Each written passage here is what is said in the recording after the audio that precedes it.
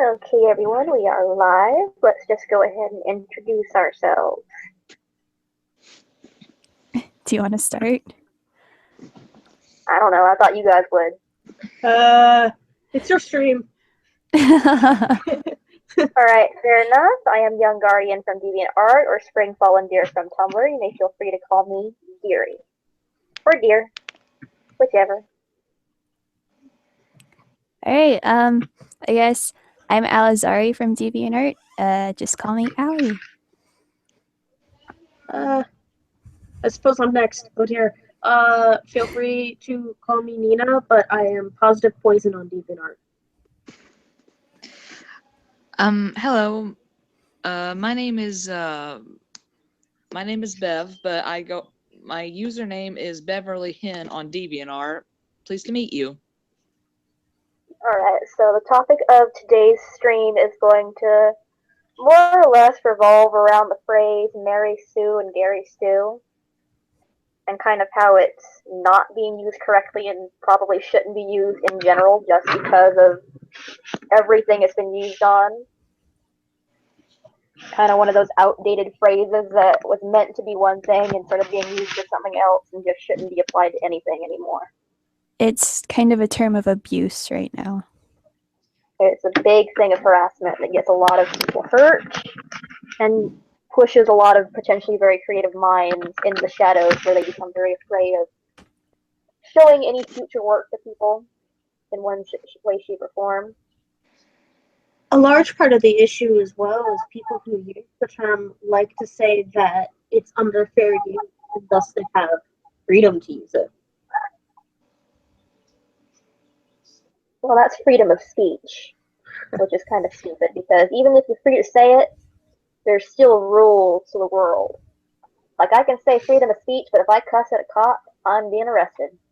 Freedom of speech is actually a twisted term in and of itself. There is no actual freedom of speech, no matter where in the world you live. And if you care to look into the laws around wherever you live, you will quickly find that out. Yep.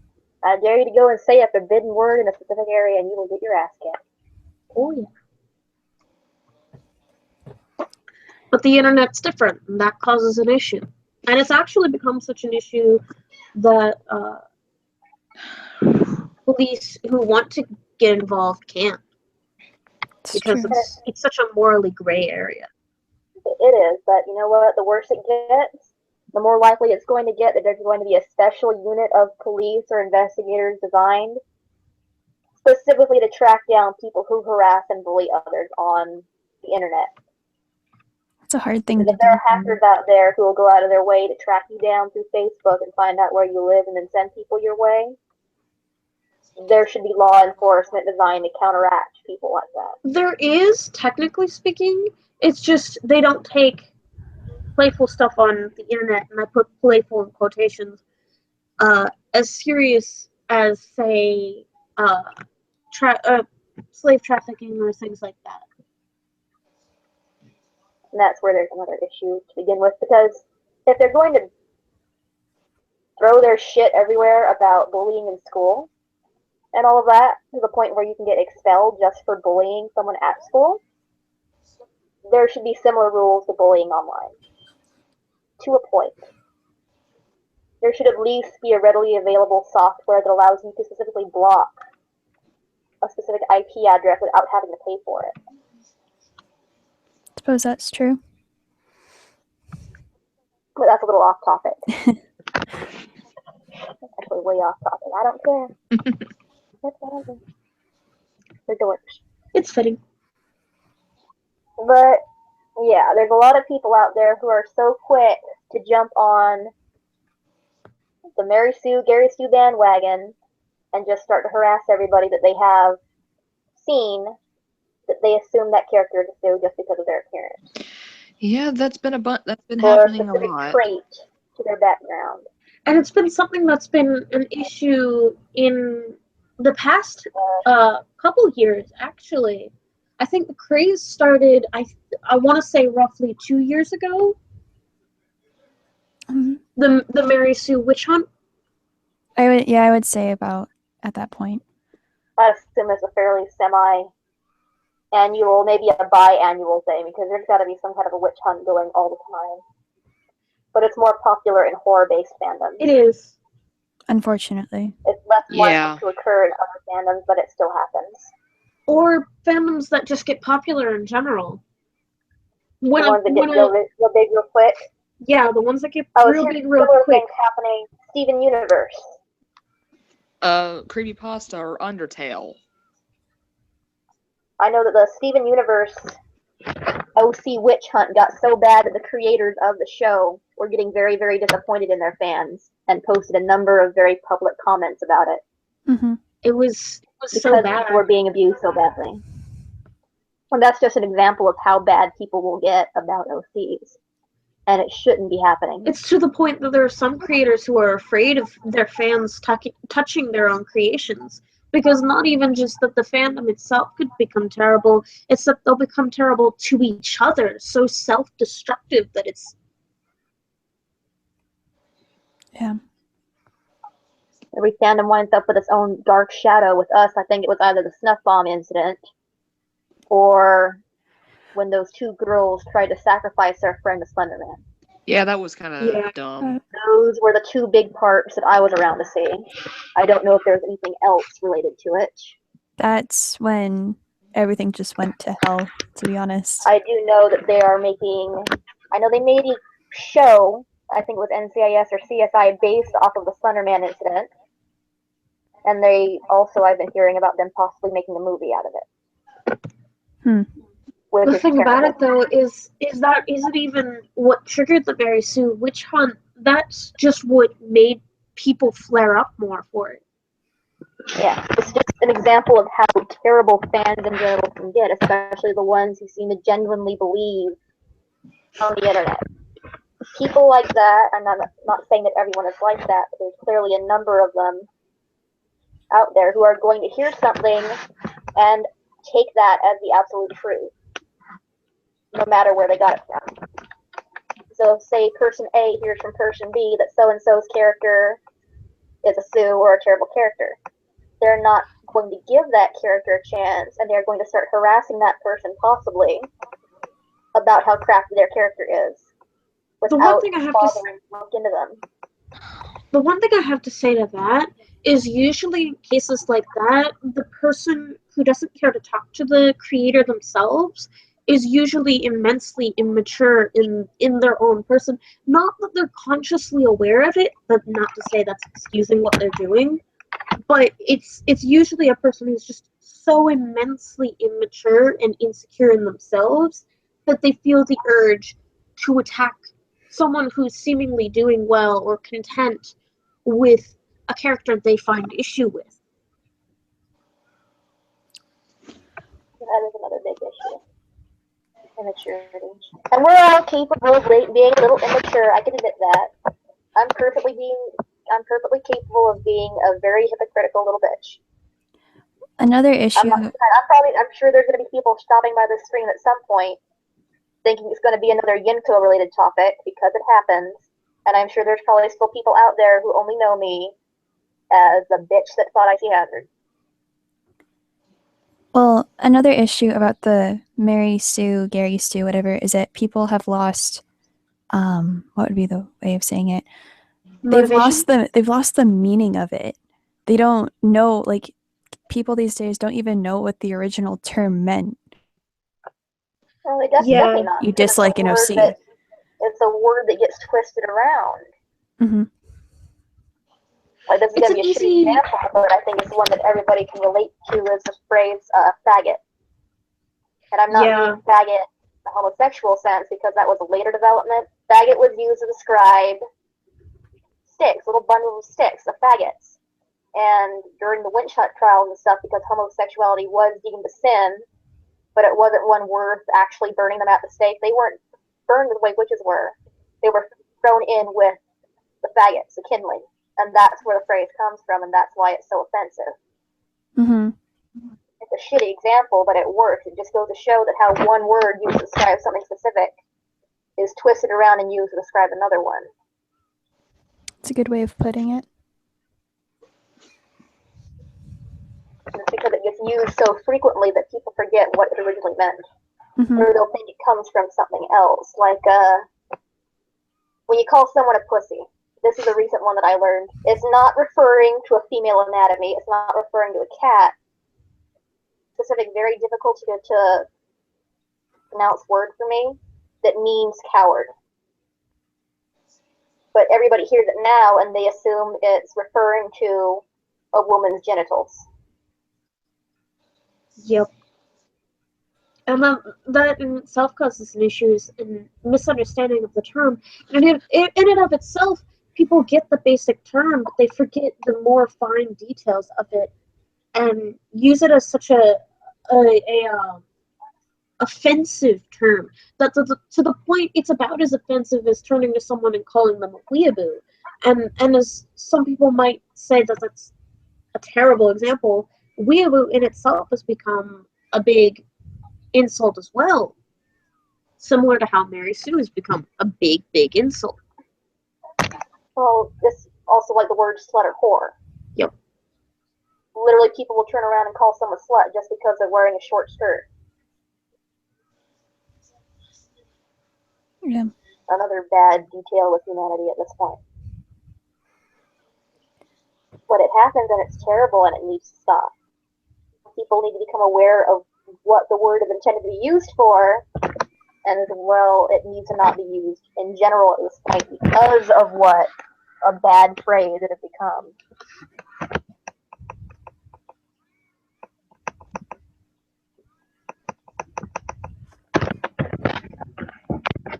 So we'll use, I guess we can use some physical description type based things like big-breasted characters. Let's use that. That's a popular one at this point. Yes. People see a big-breasted character, OC, and automatically they're like, that's a Mary Sue. Your character can't be big-breasted. They see a character who's big-breasted and skinny, and they think that's not possible because, of course, they're a twig, so they'd snap in half, even though that's not how that works. They might be in pain because of their breasts. They would not, quote-unquote, snap in half because they're a twig. That problems are a legitimate thing with big-breasted people, and I feel sorry for a number of my friends because of how big their chests are. Pity me, dear. Pity me. I do. I'm so glad that my breasts are relatively small in terms. They're big for me, but they're tiny for other people. I wish I had a flat chest.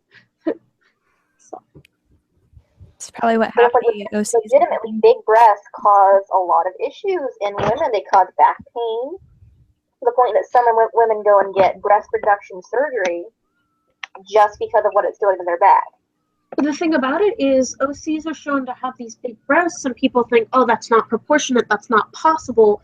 Even though it is possible, it's just really painful. And some characters will even include that into themselves, that the breasts themselves are painful. And by pointing that out, people think that they're trying to show off the character, when in all actuality, it's just a more realistic way to show that part of their physical aspect off. As a legitimate part of... Just in real life with big breasts, I'm going to use a couple friends of mine, I'm not going to name them, but one specifically, she's a double D. She's a plus-size girl, but she's a double D. She can't really wear bras because she goes to put a bra on, and if it's not the correct type, it's not just going to bruise her, it's going to cut her skin and make her bleed. Jeez. Yeah, that's the issue she's got going on with her chest. Now, you tell me that that's not something legitimate to point out about a character if it's putting them in pain. It'd be a common enough struggle. You would think it would be something to bring up for a character, especially if you're writing something like a bio for them. If it affects the character strongly enough, of course they're going to add it. It is a legitimate handicap to a point when you think about it that way. It's one thing to point out a character's breast size if you're using it to describe any potential health issues they've got, or just describe something they don't like about themselves. It's another thing if you're fetishizing it and making it look like they have these huge breasts and are never in any pain, and because that's just not realistic. Well, yeah, it depends on how you present the idea. And what I've found, while I am trying to build my own OC is that I don't like to do anything if it doesn't have a purpose or a reason or something behind it.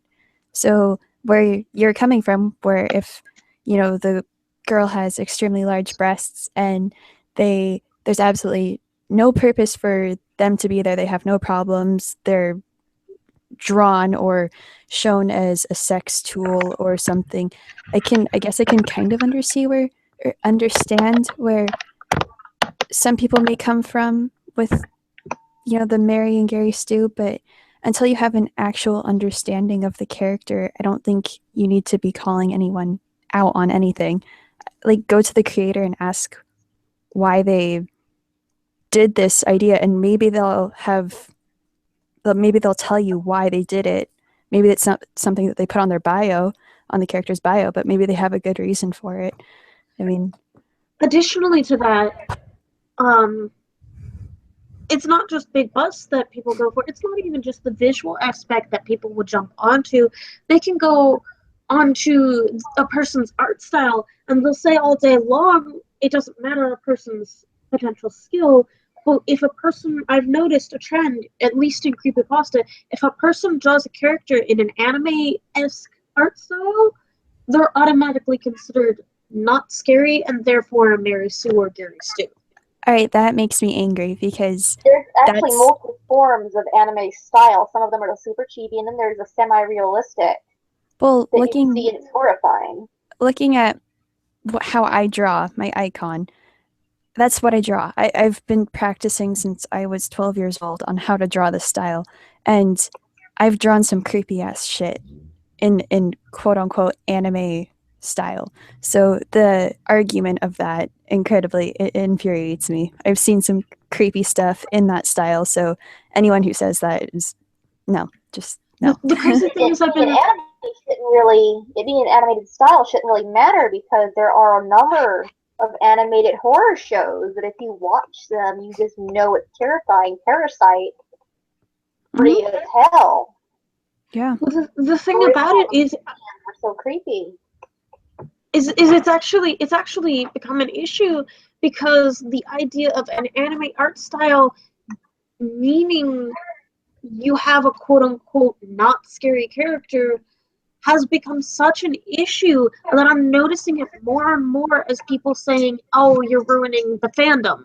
Oh, you're ruining this, that, or the other. They'll use it to the point that people will not only just drop the fandom, but drop drawing altogether. Mm-hmm. But what other art style are they supposed to go with? Because anything that's seemingly cartoon can be considered anime. Because it's animation. I mean, what I want to ask is, does a character have to look scary? I mean, if you look at stuff like Samuel Kingsley, the character itself is not scary, but I love the pasta so much. The pasta is a very good story. I like it. Or if you look at... I've said this multiple times, the character does in no way, shape, or form have to look scary to play the part of a horror character. Right. Because in real life, that's not how it works. Right. Well, I mean, if you look at real life, I don't want to bring up any too many horrible things, but if you see a suspicious guy in the parking lot or something, he doesn't have to look like a monster to do some horrible things. If he wants to be up to no good, he doesn't have to be in a Laughing Jack cosplay or in he doesn't have to be dressed up as in a scary outfit to be scary. To quote Wednesday from the Addams Family, you could be a serial killer and blend right in with everyone because they look just like everybody else. There's virtually nothing about a real life killer that's going to stand out save for their behavior. Mm-hmm. And that's if they get caught. Mm-hmm. The big thing that I have learned as far as creepy characters go is you can actually very easily try to reflect that onto or reflect onto a character based on reality. And the thing about it is, if you watch enough crime shows, such as ones that'll go through how the mindset of, say, a killer or murderer or any of that find out these people aren't scary or intimidating. They are deceivingly average in every aspect of their life. They're smart. That is what makes them so hard to figure out. They're smart and manipulative. Literally, it's the concept of, I could be a serial killer, and you wouldn't know it, and you wouldn't know it until it was too late to react. That's a lot of times how it is. You can see a typical guy walking down the street, and whether or not you're scared of him doesn't mean he's going to hurt you. There's a number of reasons that a person is afraid of a person when they're walking down the street. It's due to how they're raised, it's due to their environment, it's due to what they've been told.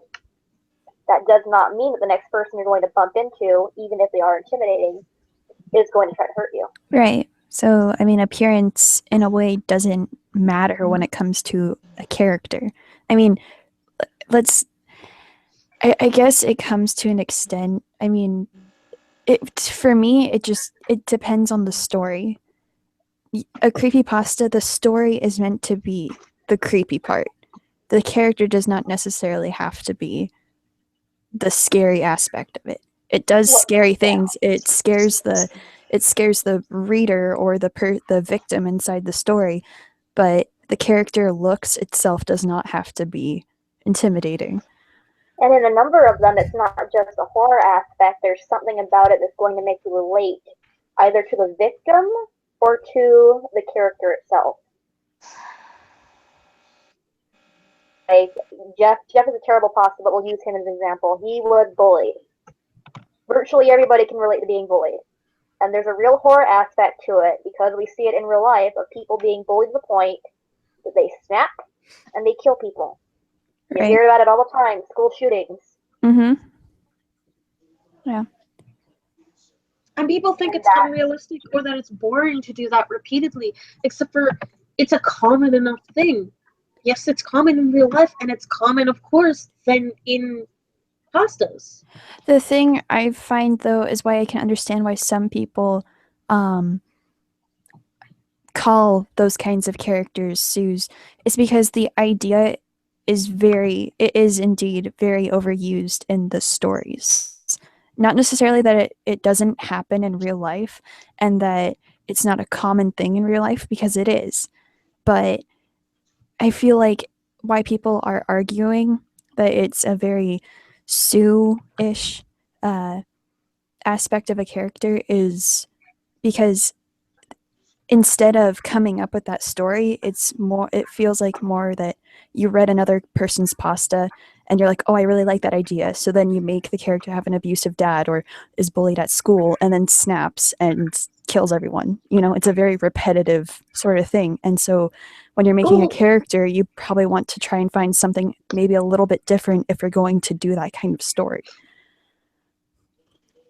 And that's well, of course, it comes to the issue of does using a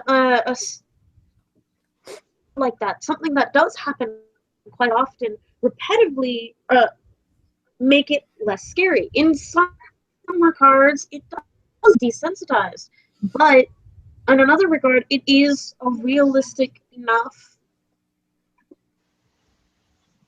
and there is no warning to it. Right. But I just had to point out that that's probably why people are calling it Mary Gary Stew. And in a way, I can kind of understand that point. However, bringing everything back, if you're going to call someone or call a character a Mary or a Gary Stew, because of that, you need to explain why you think that. For example, I think your character's a Mary Stew because, Mary Sue, because they're bullied and then they snap and kill everyone. Well, I think you need to change it just a little bit so it doesn't follow that kind of pattern, and this is how you do it. Like, give them ideas. Stop the bullying because of your opinions on such a character. But there are multiple ways that you can go around playing out the same scenario. Right. Bullying, exactly. Bullying within itself causes a lot of psychological damage. Let's use that to an extent. Right. but not everybody is going to snap and turn their aggressive tendencies towards people. Exactly. Some of them become very hostile towards objects or towards animals. Exactly. Like, give them, I don't, like, this sometimes can be overused as well, but it doesn't necessarily make it a Mary or Gary stew. Give them like a mental disorder or something that they want to protect. Maybe their mother died and they carry this stuffed animal around school despite their age and they're bullied for it. And someone maybe in the end of the story takes a stuffed animal and rips it in half. And that sets them off because that's the last thing they had of their parent or beloved person. And maybe that would be something else to include instead of just, they go to school, they get bullied because they're just a little bit different, Give them something that's, if you're going to do the bullying, try and think of something that's different, that's not classically used all the time. Because it's true, not every case of school bullying ends with a massive school shooting and homicide. Right. But it can very Well, much then end with something violent. Add on to that, and I wanted to say this earlier. There's also a very fine line about how you should react to these kinds of situations if you do find them reused, etc., etc. And I think that that are very good approaches to pointing this out, because without using the term Mary Sue, Gary Stu to describe the issues, you both pointed out why it could be perceived as an issue and how you could go about potentially fixing it.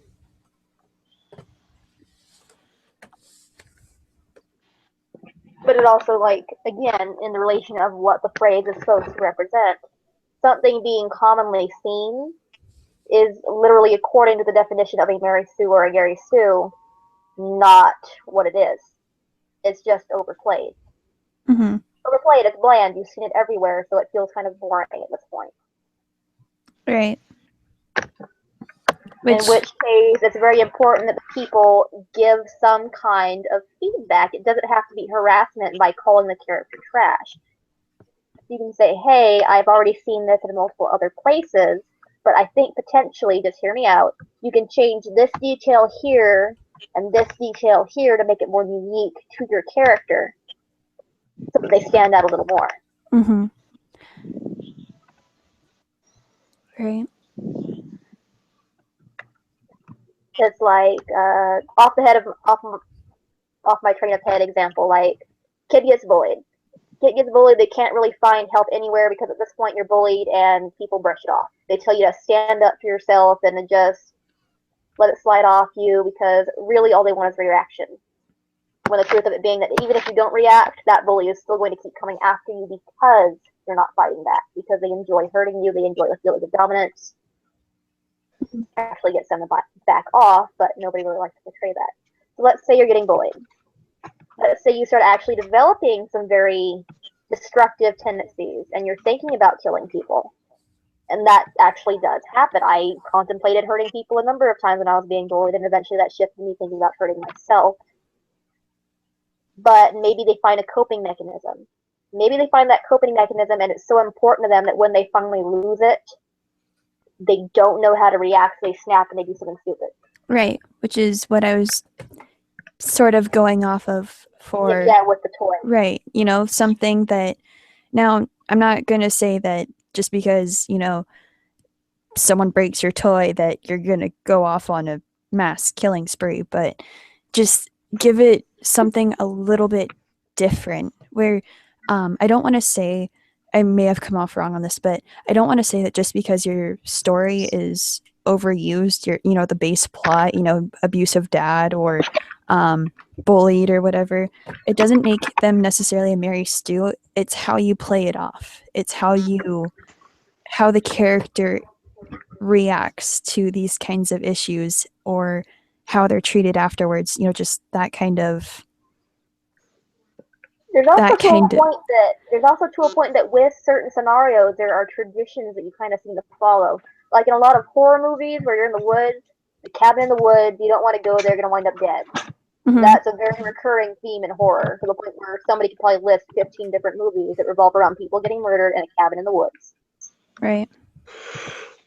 But of course, you can list as many as you want, but that doesn't mean that the idea itself can't become interesting given an interesting writing twist. Yeah. Mm-hmm.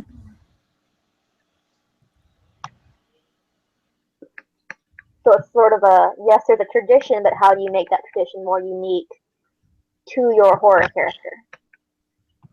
Right.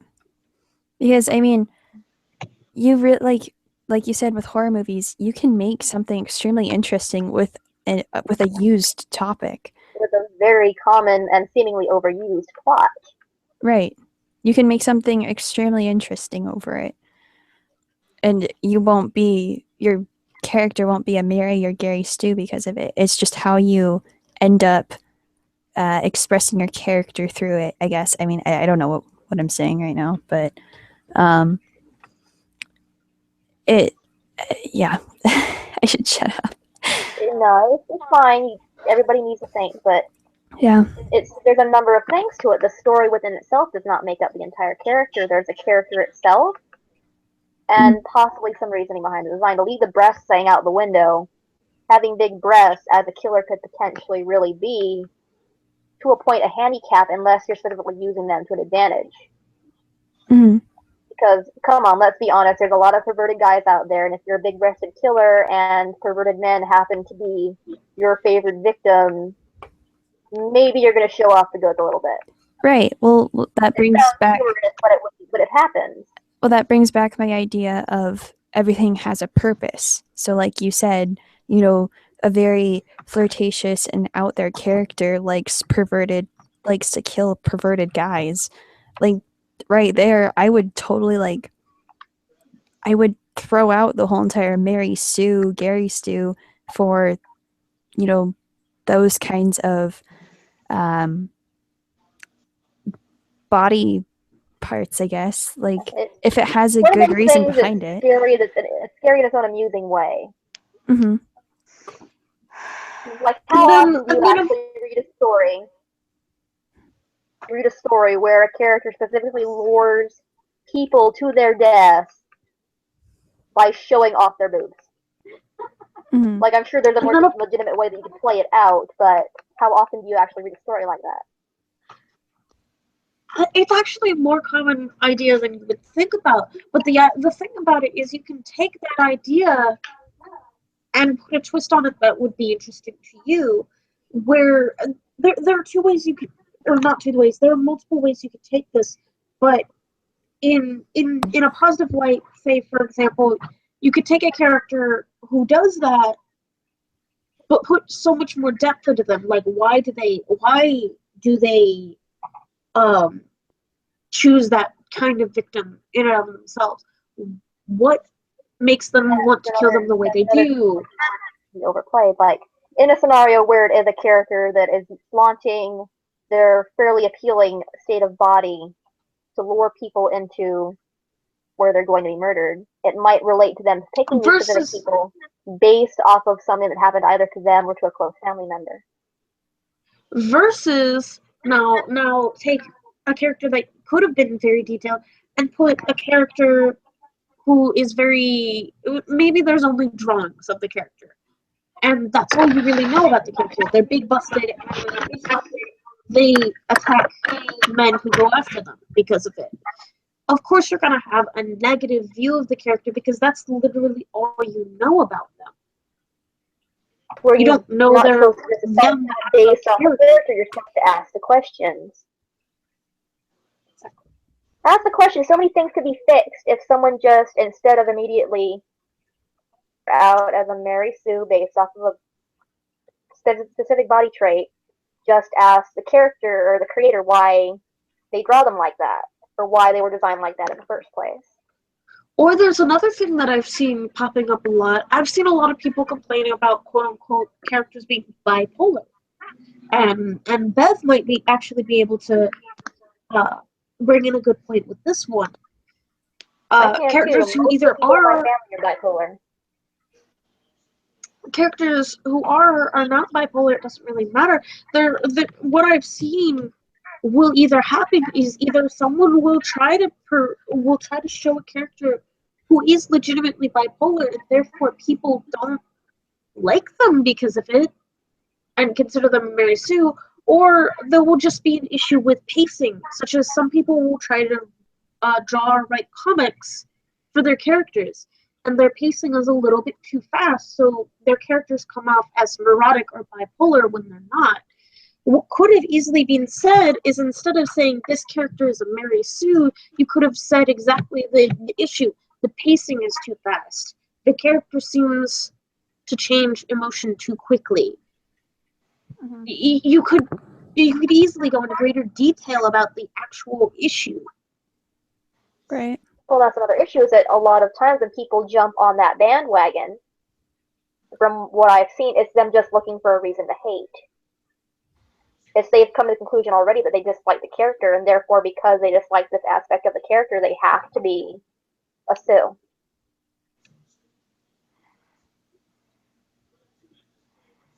I think a lot of people who actually call other people's characters Mary Sues don't even want to give that person a chance to possibly defend the character. They just want to bully them.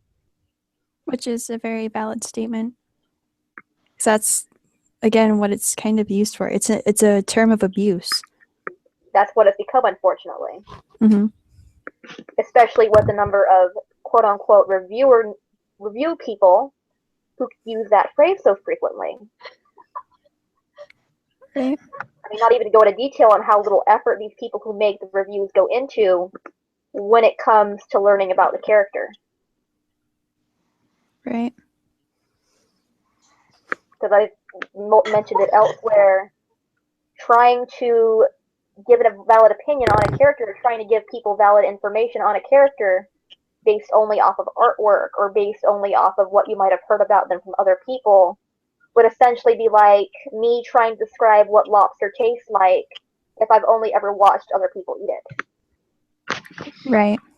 There's an additional issue to that as well, is people who want to call themselves reviewers, who will try to review these characters based off of just the art, oftentimes themselves, or sometimes the lack of art, will sometimes, and more than sometimes actually, very often have an issue with their own characters because they get so wrapped up in other people's characters and telling them what's wrong with theirs, they forget that their character isn't perfect either. And so they then get attacked themselves and get so offended because of it. Like their own behavior reflected back somehow is different than what they're doing. And a lot of times it isn't. But characters are designed to be flawed to a point. Like, there's multiple types of flaws, so there's personality flaws, which are kind of what you look for in a character. You want a character to be flawed. That's sort of where the term Sue originates from. A Sue is not a character that is quote-unquote bad because of these reasons. A Sue is essentially just a character that you hate because of a lack of any real flaw, of any real personality flaw, or any real anything. They look amazing, they act amazing, everybody loves them just because. And that's essentially where that phrase came from. And that's not how it's being used. And people don't recognize that. And when they use it thinking that it's Steven Universe, there was an episode that kind of openly portrays how you should go about doing this kind of thing. It was that episode where the mayor wrote a play about his ancestor. Yeah. And the play was shitty because he didn't give the character any real flaws. And then everybody turned out to like the shittier version of that character because they had so many flaws better, because it made them easier to relate to. Well, the thing about Steven Universe is it often makes nods to its own fandom, where in that one they showed how you can make a story and a character more interesting by not only giving them flaws, but making people more invested in the character. There was another episode that, while considered not canon, shows someone thoroughly enjoying a gem soda, because it was that one where it was Steven Universe having that crossover with Uncle Grandpa. And Oh, as much as I don't like that show, I hate them. that episode took to portraying a character who had their own gem soda legitimately in the show. And while it might have not made a lot of sense in the world, the creators themselves clearly had fun showing that they don't care if it makes sense in the world. The world itself doesn't make sense. What the big importance is you have fun. Be nice. Just be nice to people. If you think there's something wrong or you can see something that doesn't seem to make sense, you don't have to be a bully. Just say, hey, I noticed this, this, and this. It doesn't really seem to fit. So maybe just point that out. Like, well, let's use Laughing Jack as an example. He's a very popular creepypasta. I'm sure everybody can relate to this. But Isaac's background is actually very flawed in the sense that he was sent to boarding school because it was stated that Isaac's family was very poor. And if you know anything about that timeline, it's that when you were poor, you didn't go to boarding school. You didn't go to expensive schools because you couldn't afford it. Right. When you were poor, you were uneducated to a degree, very uneducated. So it makes absolutely no sense for Isaac to have been sent off to boarding school and to stay gone for as long as he did because of what happened legitimately in history. And that's something that, to a degree, could be pointed out, but you don't have to be a brat about it. Because when you're a brat about it, you don't really give the creator a real chance to defend themselves. Maybe there's something underlying in the story that they accidentally left out. Right. Like the entire reason that Isaac was sent off to the school was because of the dead cat. Well, maybe, and this is just theoretically, and it's probably not true, maybe other people in that area were like, oh, I don't want this kid here killing animals. There's something not right about them. They need to go away for a while and be given some real stern, very stern teaching. So maybe they somehow managed to scrape the money up together. Right. Which, even if it's unrealistic in that sense, it makes more sense to give it that kind of a background than just say, oh, for this reason, Isaac went to school. Sorry about that. I'm back. All right. But no, I can understand where you're coming from. I don't know. I can't say too much on this topic because I've only read Laughing Jack's Pasta. I've never actually read his origin or what went on with Isaac or any of them. So, but I agree with what you said right there, where giving him more behind the scenes info. You know, he killed a cat. Is it? Yeah. That wasn't actually Isaac that killed it. They were playing with the cat. Mm-hmm. He and Laughing Jack were playing with the cat, and the cat was trying to get away. And Laughing Jack accidentally killed it by holding it too tight. He snapped its neck. Okay. And then Isaac's response was to use a shovel to throw it back over the fence into the neighbor's yard. But they found out about the dead cat, and automatically, because nobody knows Laughing Jack exists, Isaac is the one that gets blamed for it. So he's sent away to boarding school shortly after. I see. And you said Snuff Bomb got hate for this? I don't think he got hate for it. I don't think anybody's pointed it out to him, but it's just an example.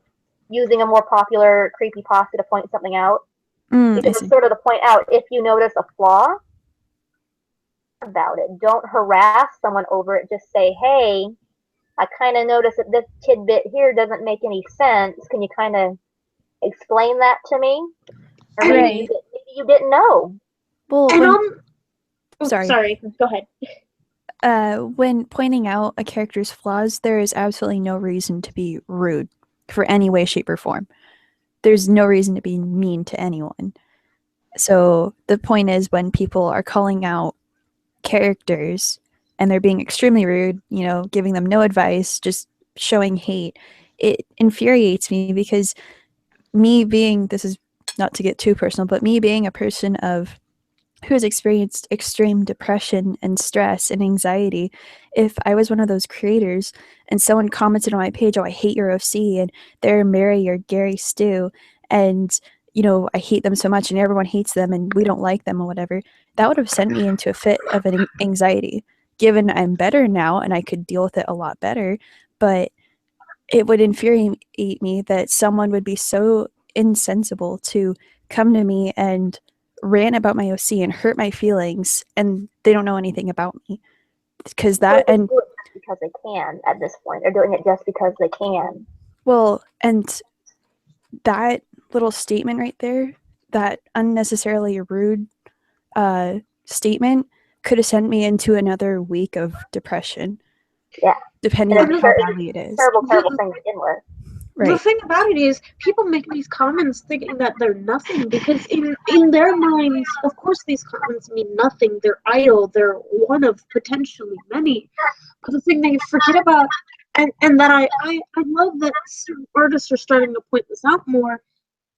You might get 100 positive comments in a day, but there is the one negative comment that will stick in your mind because you didn't think about the way you wanted to word it to actually be helpful to them. And it might not have been the worst thing you could have said about the character, about the creator, or either way, that ends up tormenting them in such a way that makes them want to quit their art or quit their character or any of that.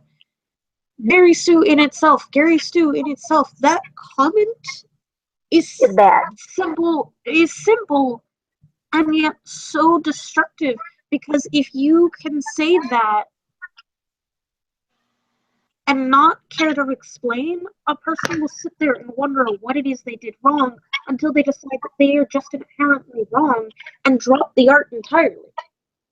It brings about a sense of confusion and sadness and just everything. It just makes you so negative because you don't know what you did wrong and nobody's telling you what you did wrong. So you kind of feel like you're out of the loop. It'd be like a mother punishing their child and then not telling the child why they were being punished.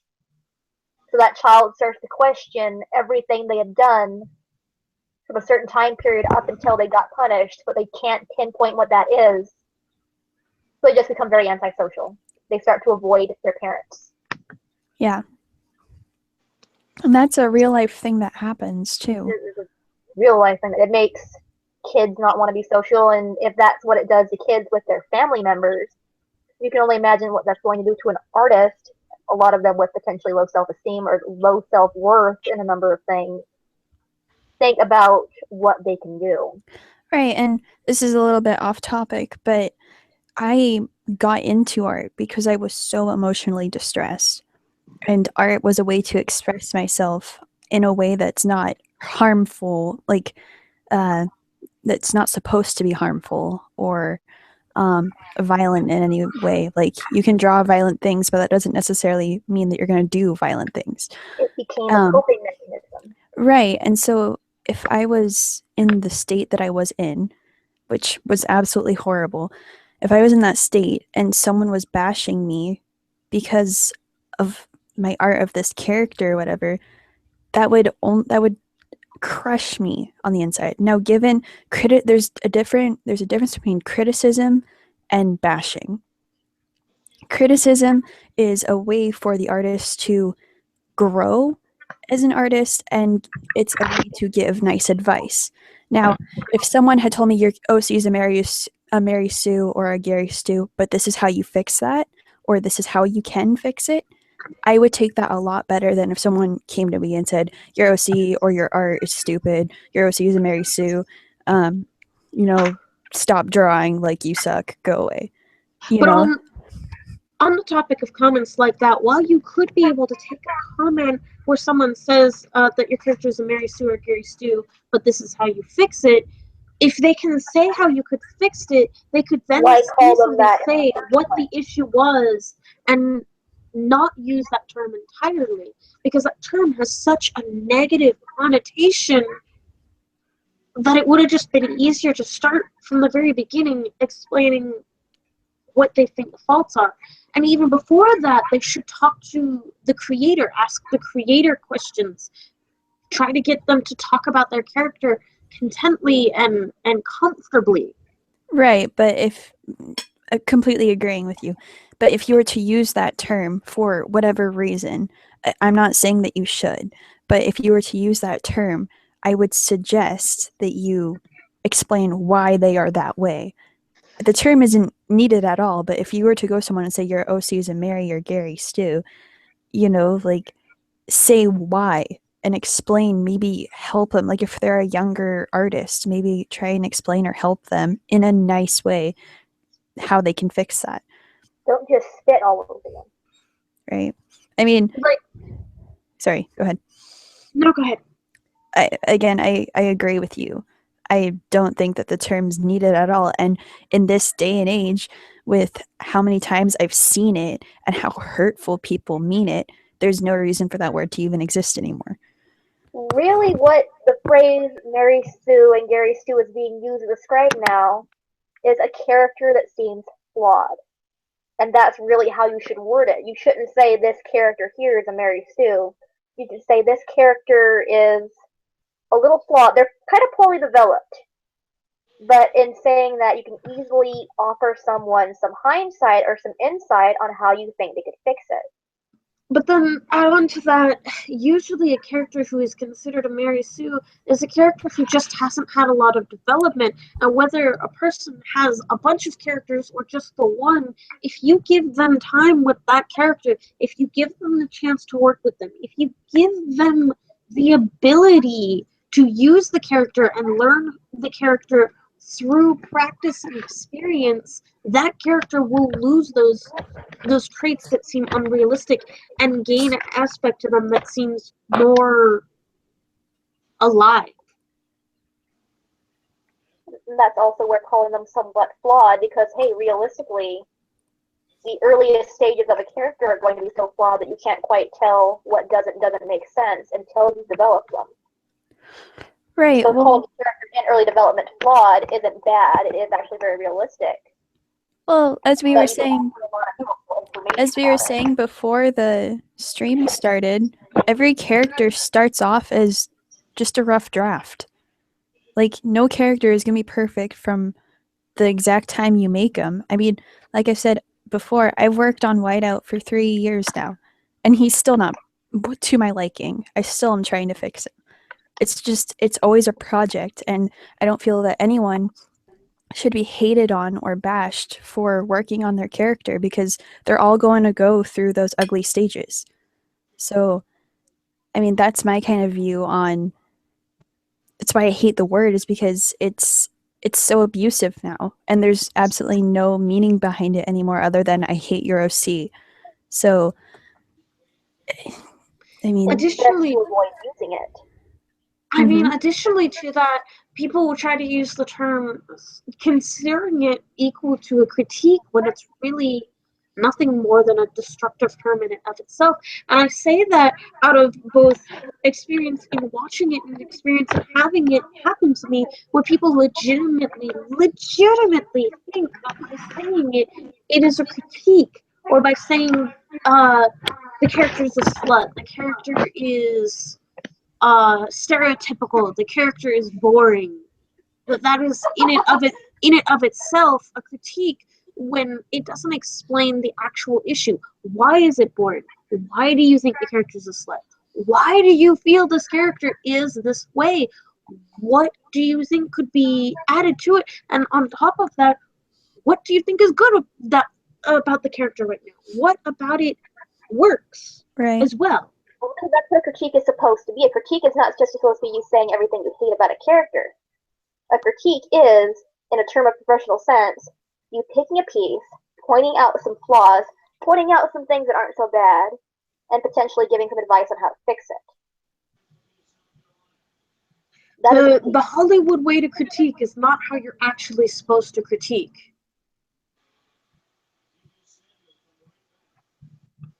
Like, most of the critiques I actually see, they're more like roasts. just very, very offensive. They are. Not meant to be in humor either. They're meant to hurt you. They're meant to make you feel like shit. And on top of that, people will take this form of quote-unquote critiquing or quote-unquote reviewing a character and take it into account to bash the creators themselves. And talking from experience here, it is absolutely soul-crushing to have a person not only say that a character is terrible, but then to turn around and say, because the character is based off of your own life, it is wrong. It is trash. It should be and that's nothing. Actually, I was going to point this out because I did point this out when I was fighting with a number of people. When you turn it from just talking bad about the character to talking bad about the people, you got to be very careful about how you do that, because if you're doing it the wrong way, it is considered slander and harassment, and you can be arrested for it. You can be sued over it, especially if you make it public. You can. And these people don't get it. They don't take it seriously when they're warned about it. Hey, you're calling these people a number of very hurtful and negative things that to a point are making them get a very bad reputation among other people, and that is considered slander. It is considered harassment, and you can get arrested for it. All it would take is someone putting their foot down. It's slander, and then when they try to morph whatever you say in response, usually textually on DeviantArt, on Tumblr, on whatever, or that then becomes liable because they twist written text as well. I'll use one example from when I was actually fighting on behalf of someone. She was being called a pedophile. She's being called a pedophile because of specific people she used in her artwork. And you got to take into account, this was being put not just in a written form. They were describing this about her person in videos and posting it online. And that you can get arrested for it. Because if she was to get harassed over it or she was to get hurt for it, you would be held accountable for what happened to her. I also want to point out that people are so reluctant to roleplay, to write for, to commission with, to even talk to people who they consider to have these characters that are quote unquote Mary Sue, because of course they assume these people that are childish and problematic, when in all actuality it's just a character who is underdeveloped for the time being. And here's another interesting thing. The more you do that, the longer that character is going to stay underdeveloped. Exactly. So it's basically cutting off your nose to spite your face. You're stunting their growth. That's, in essence, what you're doing when you go to especially a newly created character, call them that phrase, and then only continue to call them that phrase as the creator attempts to figure out what they can do, because then the creator will put less and less time. In essence, the creator is the brain, and the character is the body. But the more you damage the brain, the more you damage the development cycle, the less the body can grow, and that is stunting its growth. And really, prospectively speaking, when you use the term Mary Sue and you bash a character to the point that somebody doesn't even want to use it, you're basically making them get rid of any progress they could have made on their own or given help. And let me point that out as well. If you leave a person alone who has a character you consider a Mary Sue, they will 100% of the time take that character and improve it over the years. 100% of the time they will do that. Because 100% of the time people will figure out the issues with a character if nobody gives them such hate that they hate the character themselves before they can even get started with them. Yeah. And it's a terrible thing to begin with, because you're ruining such potential just by doing that.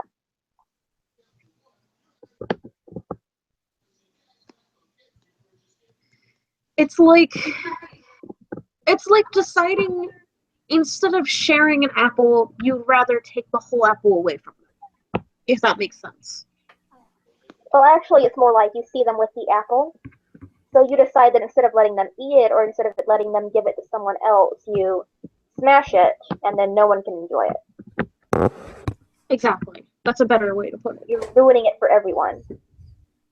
Right. Do you have anything to say about this, Bev? Oh, sorry, I just got caught up and. No, you're fine. I was just wondering because you've been quiet. Oh, I was just letting you guys talk about the stuff. Because, I mean, it's only happened to me, and, like I said, last night, it only happened to one of my characters because, I mean, and she was like a beginning character. I mean, I didn't even, and her backstory was like a work in progress. Mm-hmm. And yep, one person took one look at it and just yelled, "Mary Sue." And because did that stop you from continuing to develop her and work with her? No, I still use her from time to time. But it broke you down a little bit. Yeah, well, I mean, whenever I heard that, it did for a while, but after that, I got over it and I made her better. Which is good. But I at this, can't. while that can be a thing that happens, that is, there are also situations where it'll be one person or two people who will do that to a person who can then better themselves because of it.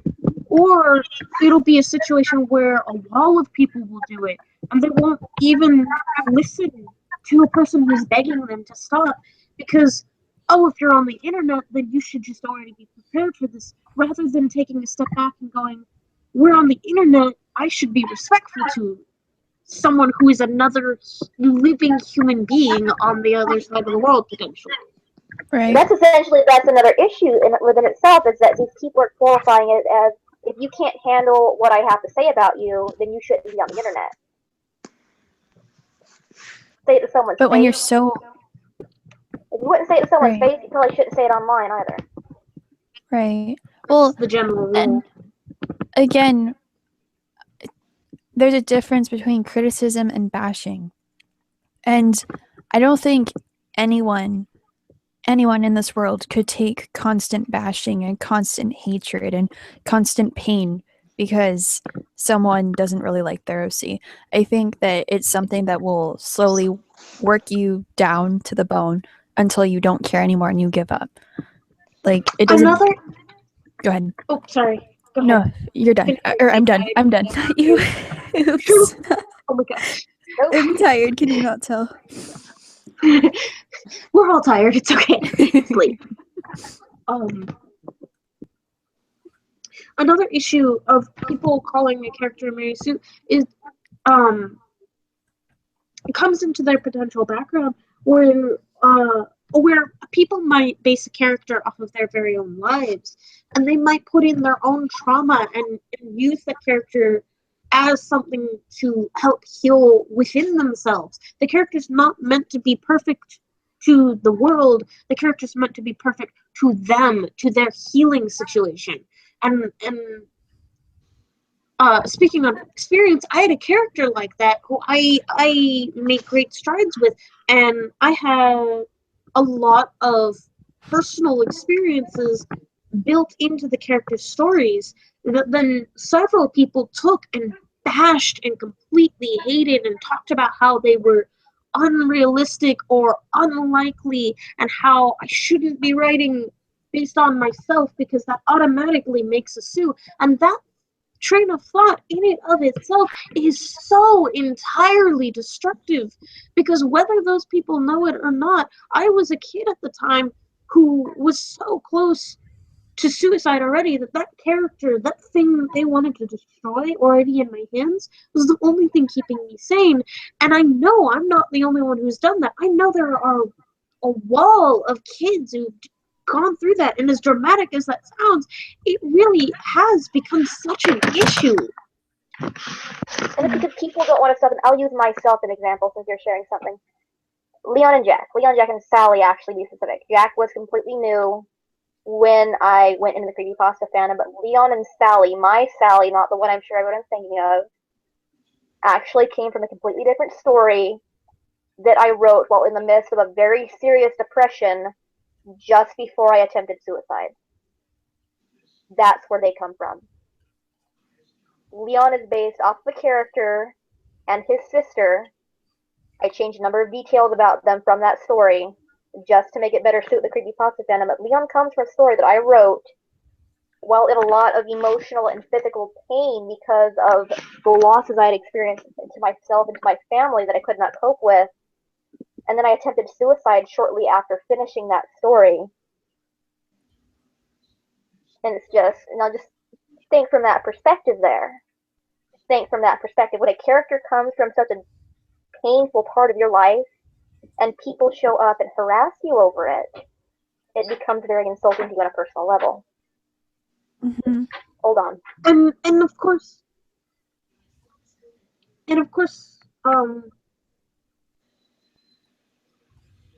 a large issue to that as well is that people don't want to differentiate the creator from the creation, and people think that you should be able to say you're, because if your character is not you, they're either a self-insert or a Mary Sue, and really they're one and the same, quote unquote. A lot of people seem to think that.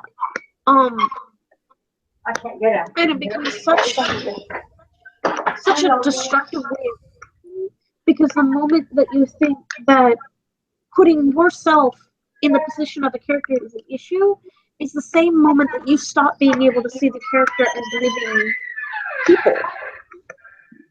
Right. You start seeing them as drawings on a page, and eventually you stop seeing them as even that, because you're so afraid that you're unable to do something that you could have very well been able to do. Right.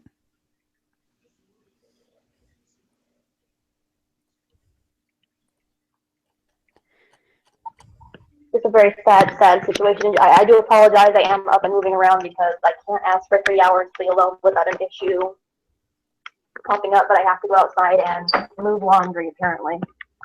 I apologize for any background noise. I'm carrying my laptop You're right. because people apparently can't listen to the laundry yet without having to come to me.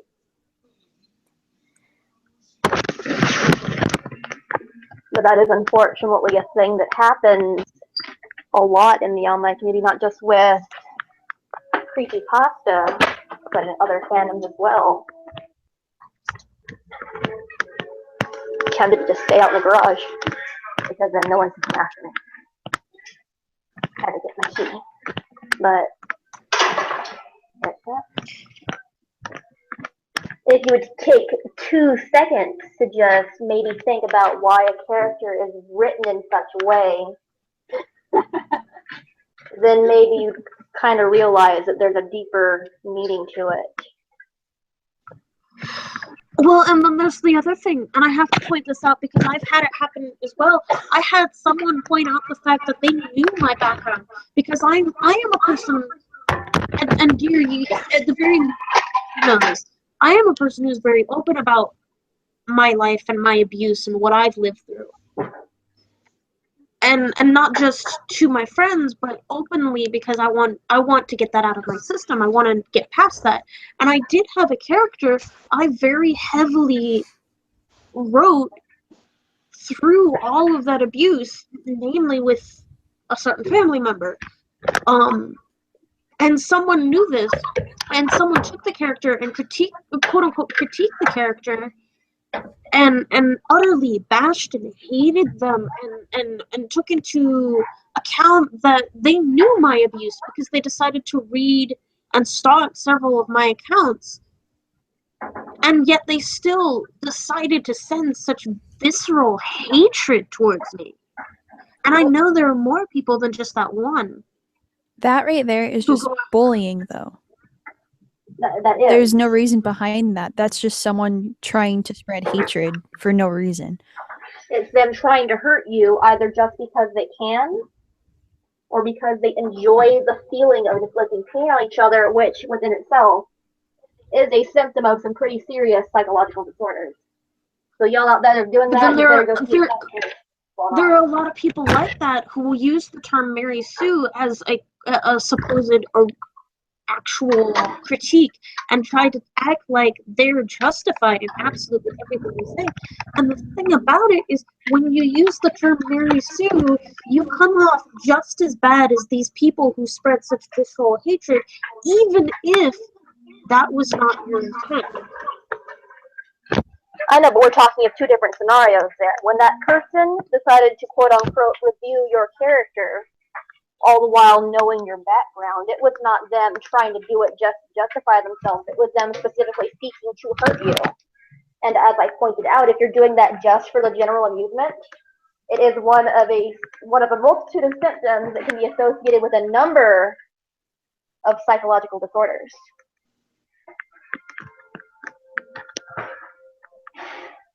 Because when you enjoy hurting people just for that thrill, just because you like the feeling of dominance, there's an issue. And I'm not saying that everyone doing this is like that, but I'm not saying that everyone out there isn't.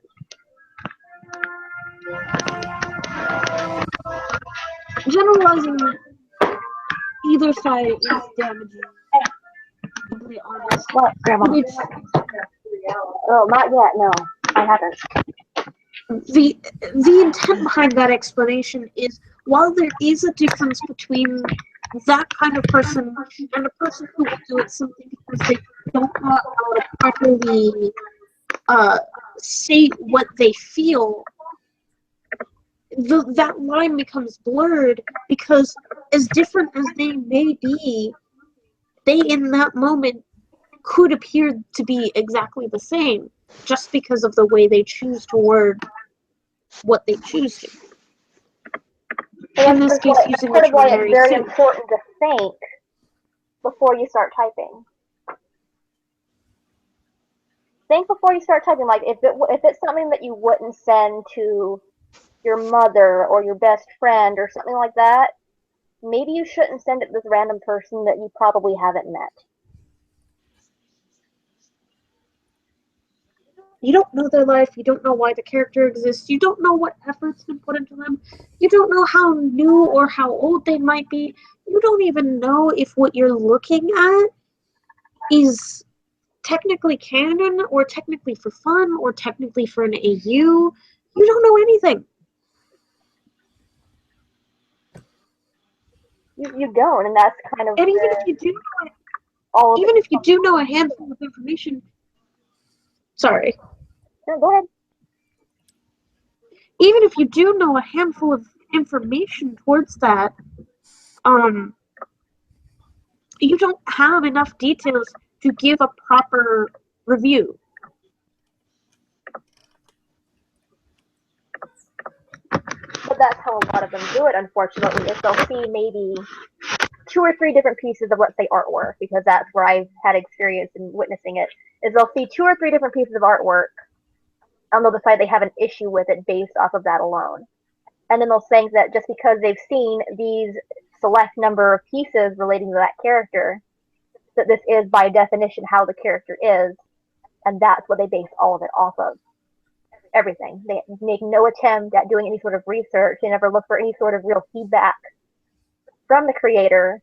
They just see this, and this, assume that that is how they are, and base an entire review, quote unquote, about that, and spew nothing but hatred and a lot of misinformation. If you don't know anything about the character, there's no reason for you to be doing a review. That's all I have to say. That's very true, though. And the sad thing is, not a lot of people understand that on just a very basic level. Well, and a lot of times people think that reviewing another character is about talking about the bad, just the bad, that there's nothing good, and that's not reviewing. That's hating. Right. A review, otherwise known as a critique, it's about talking about what is good, what is bad, what to keep, what to get rid of. Not the general. I mean, the general rule you should probably go off of is if you can't say anything nice, you shouldn't say anything at all. And while some people might think that that means you can't be harsh on a person, that's not true. The basic that is, if you cannot say at least one good thing, you should not then try to list X many bad things that you see. well, But when that's you're not you trying to get the character. That's you just not wanting to like the character. If you pointing out everything you hate. when you're talking about a character, oh, what was I gonna say? I totally lost it. Sorry. No, you're fine. It was. Yeah, I'll get it back. Just a sec. Keep going.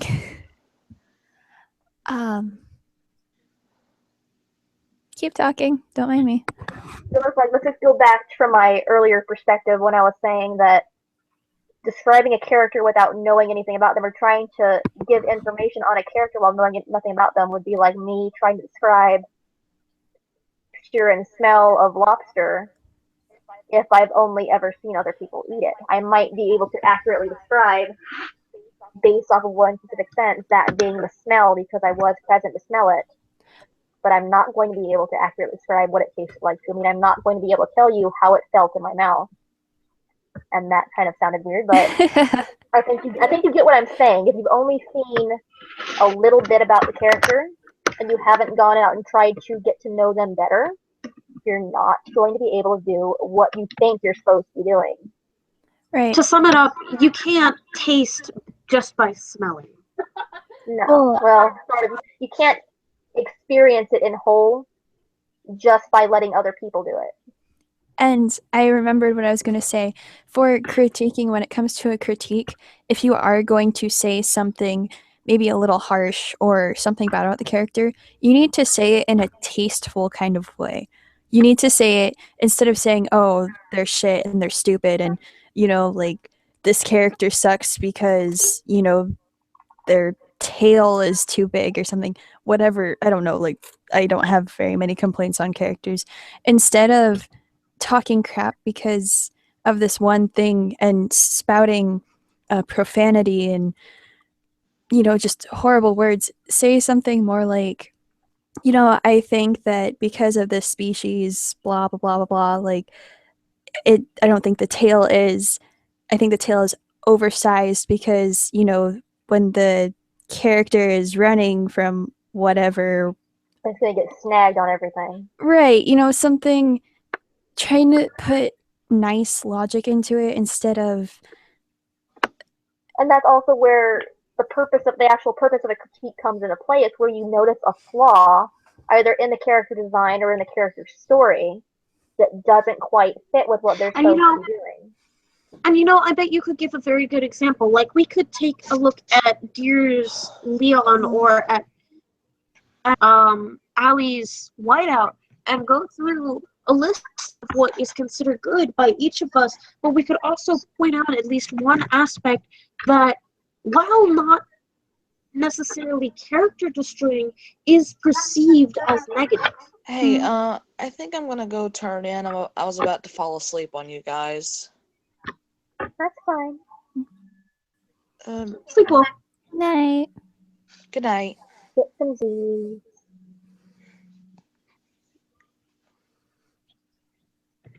I completely lost my train of thought. Talking about We could go through the list of either Allie's Whiteout or Deer's Leon and Jack, and we could point out easily, very much so, aspects that we each of us like. But we could also at least find some aspect that not necessarily is character destroying, but could be perceived as negative. Oh, I actually remembered now. It was actually something that a friend of mine told me that I had a little trouble explaining. It's something that revolves around Leon and Jack's biology. Because they're two very different looking creatures, but they are essentially the same as far as things go. They're both human snake hybrids. Jack being the more animalistic, while Leon is the more human. But they kind of went a metamorphosis and developed weird traits that you wouldn't think quite fit unless you want to see how I specifically balance them out.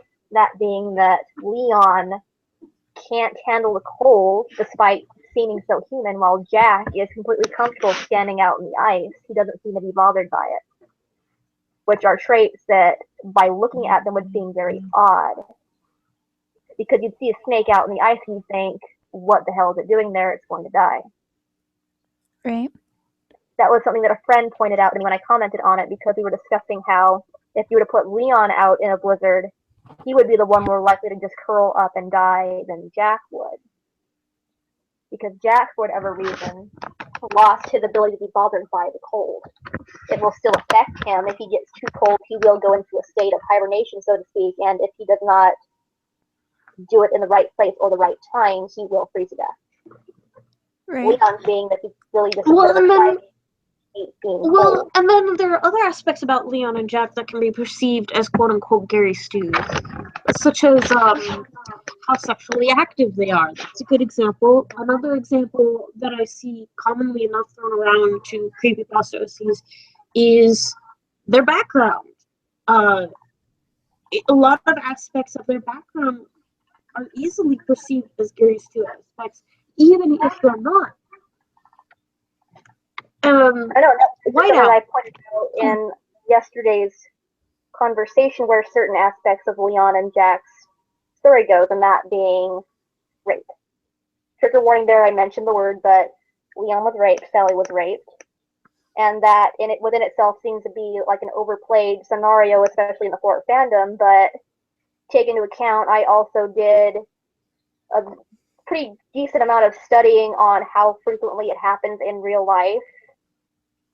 And as common as an effect it is in real life, why shouldn't it be something that happens in horror if it's so frequent? I just took a different route with it. And that's a good way to put it. And then aspects about Whiteout that could be quote unquote perceived as Gary Stew. Land as it is.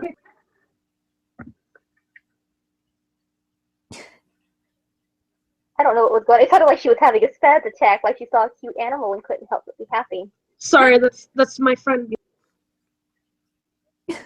Okay. Something I might actually have to leave suddenly.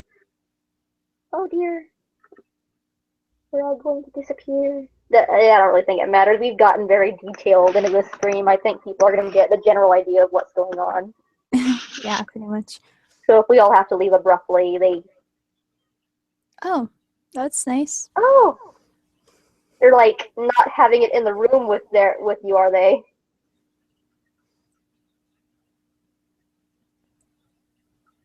I'm concerned. I'm very concerned. Are you present in the woman of someone in labor, Nina? It's going. Oh, how fun. Okay, that makes some sense. That makes sense. So if she has to disappear, we get why. Nobody wants to hear the agonizing screams of a woman in labor. No, Or thank the you. excited squealing of family members going, oh my god, oh my god, oh my god, a baby, a baby. Yeah, no. We went very off topic in that last aspect there. I don't care. Everybody likes, well, not everybody likes it. I like babies. I like babies. They're all right. I'm not too much of a. I don't know. Like I don't like dislike children. It's just sometimes I can't stand how they scream and cry over toys and not sharing and stuff. I can't blame you there, but for whatever reason, I like babies, and for an odd reason, a lot of babies like me. Oh, really? I don't know why. Babies just seem to like me. Like, legitimately at McDonald's, a couple weeks ago, I was getting ready to go home, and one of my managers walked out because there was a little, like, 2-year-old running around, and their mom was with them, and my manager was just so swooning over this kid and kind of wanted to pick the kid up or just say hi to the kid. And the kid completely ignored my manager and walked over to me and put her arms up like she was asking me to pick her up. Aw, that's cute. This is just an example because I like kids, and apparently kids like me because I like them. That's pretty good. So, I guess this pretty much is over for right now anyways, or at least on hold. Just us two, kind of, unless we want to just discuss random bullshit. We don't have to keep going into details on what the actual topic of this was. I never expected us to stay on topic. We did pretty good. We discussed the general of it. I mean, literally, in essence, the phrases of Mary Sue and Gary Stu are not being used properly in terms of what their original intention was. They've become a means of bullying and harassment and hatred.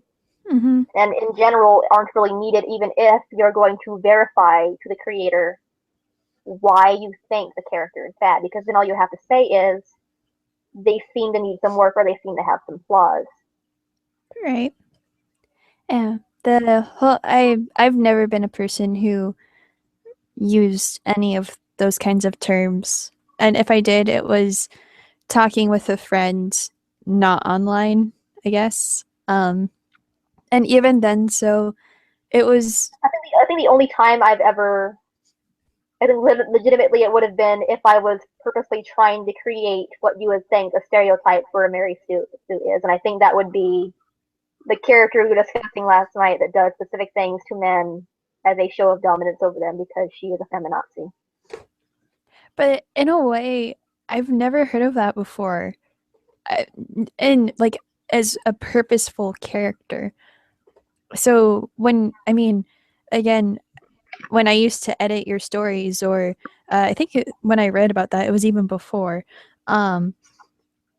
I thought she was pretty awesome, and I'm not a feminazi or anything, but neither am I. Yeah, that was literally just me, and at the time, someone I was very close to, having fun, kind of trying to purposely create a character that might piss a few people off. Right, and just because this character may piss a few people off does not necessarily make it a Mary Sue.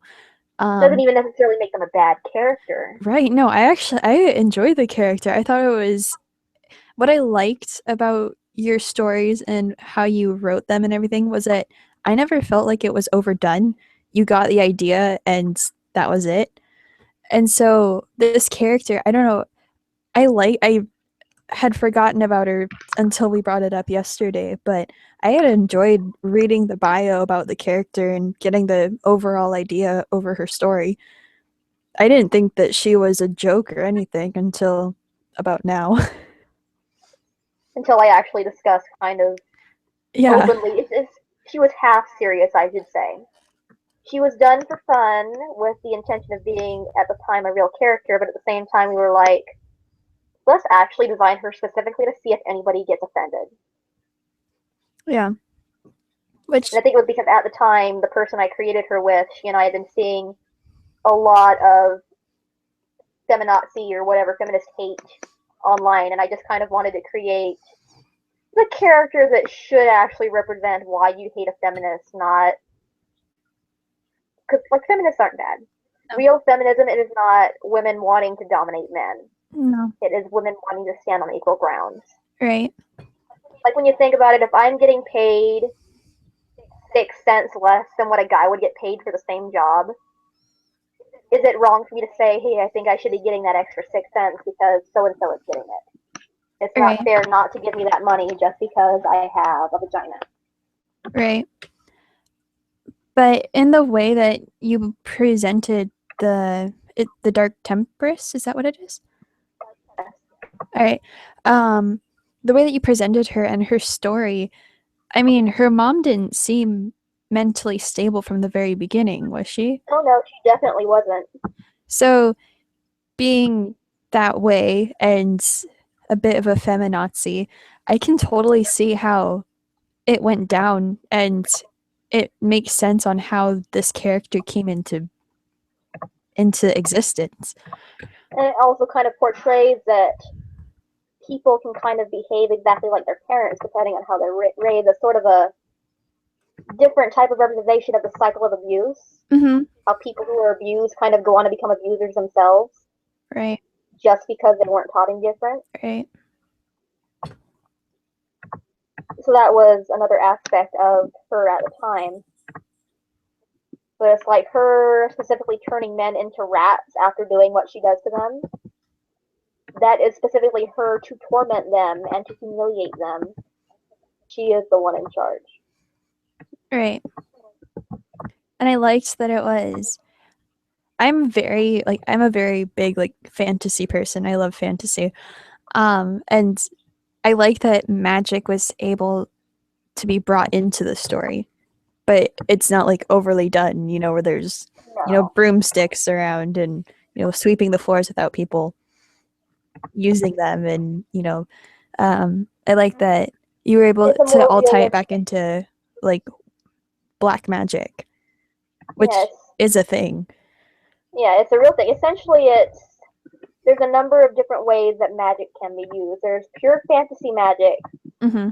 where magic is used to make life easier in general. It's, oh, hey, I can cast a spell and then I never have to worry about this happening again. Right.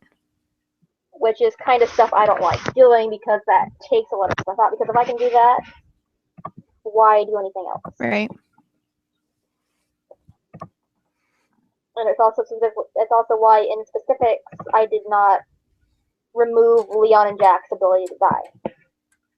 They're not impenetrable. They're not immune to death.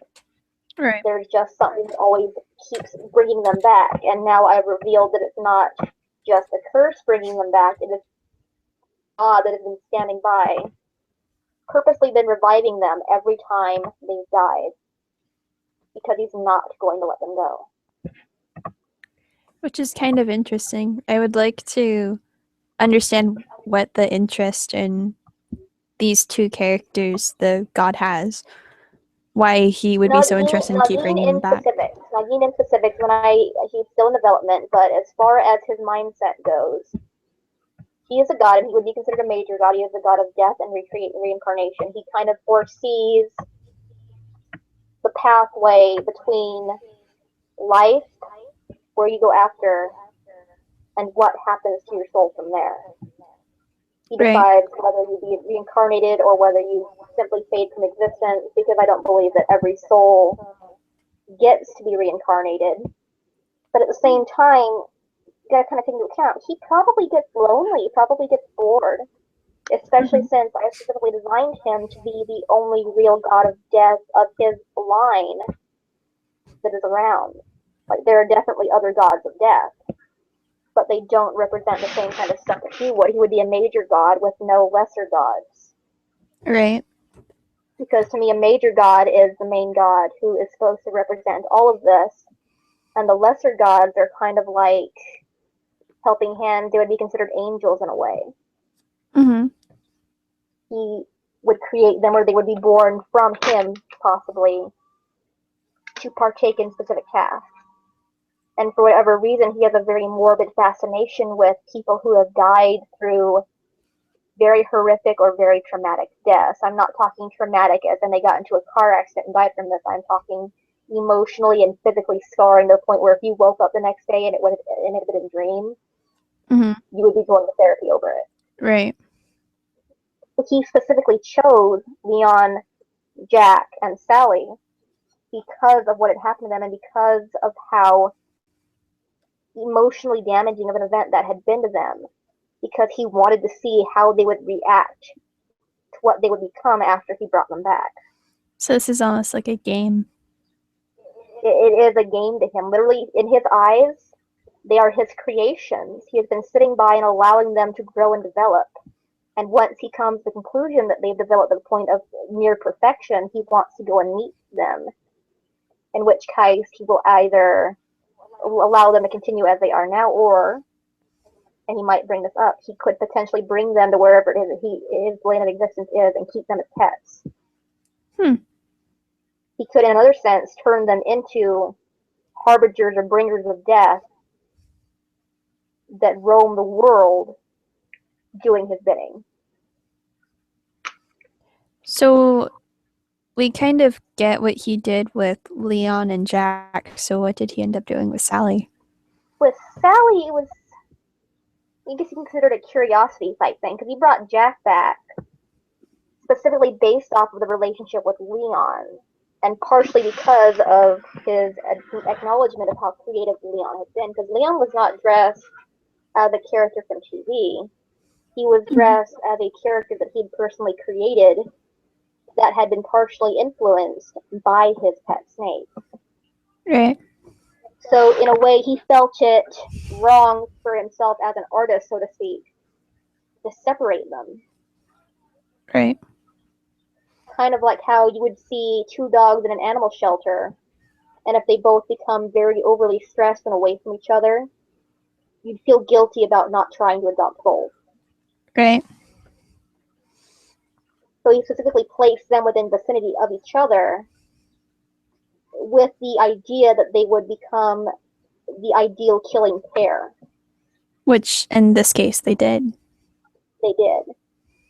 And with Sally, he put her on her own because of an entirely different reason. And he specifically placed her in the very destination of her hometown, basically on that same street where she died. He wanted to see how she would behave because she had been so much younger than Leon, and she'd experienced it in such a different way. Because Right. something like that happening to, because Leon was technically an adult, he was 19, he was not a minor.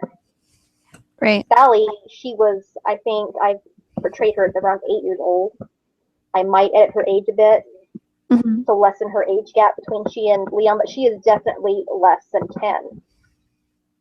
And for something like that to happen to a child so small, you can't help but wonder how she would have reacted, not just to waking up the next day, but to suddenly being so different. Right.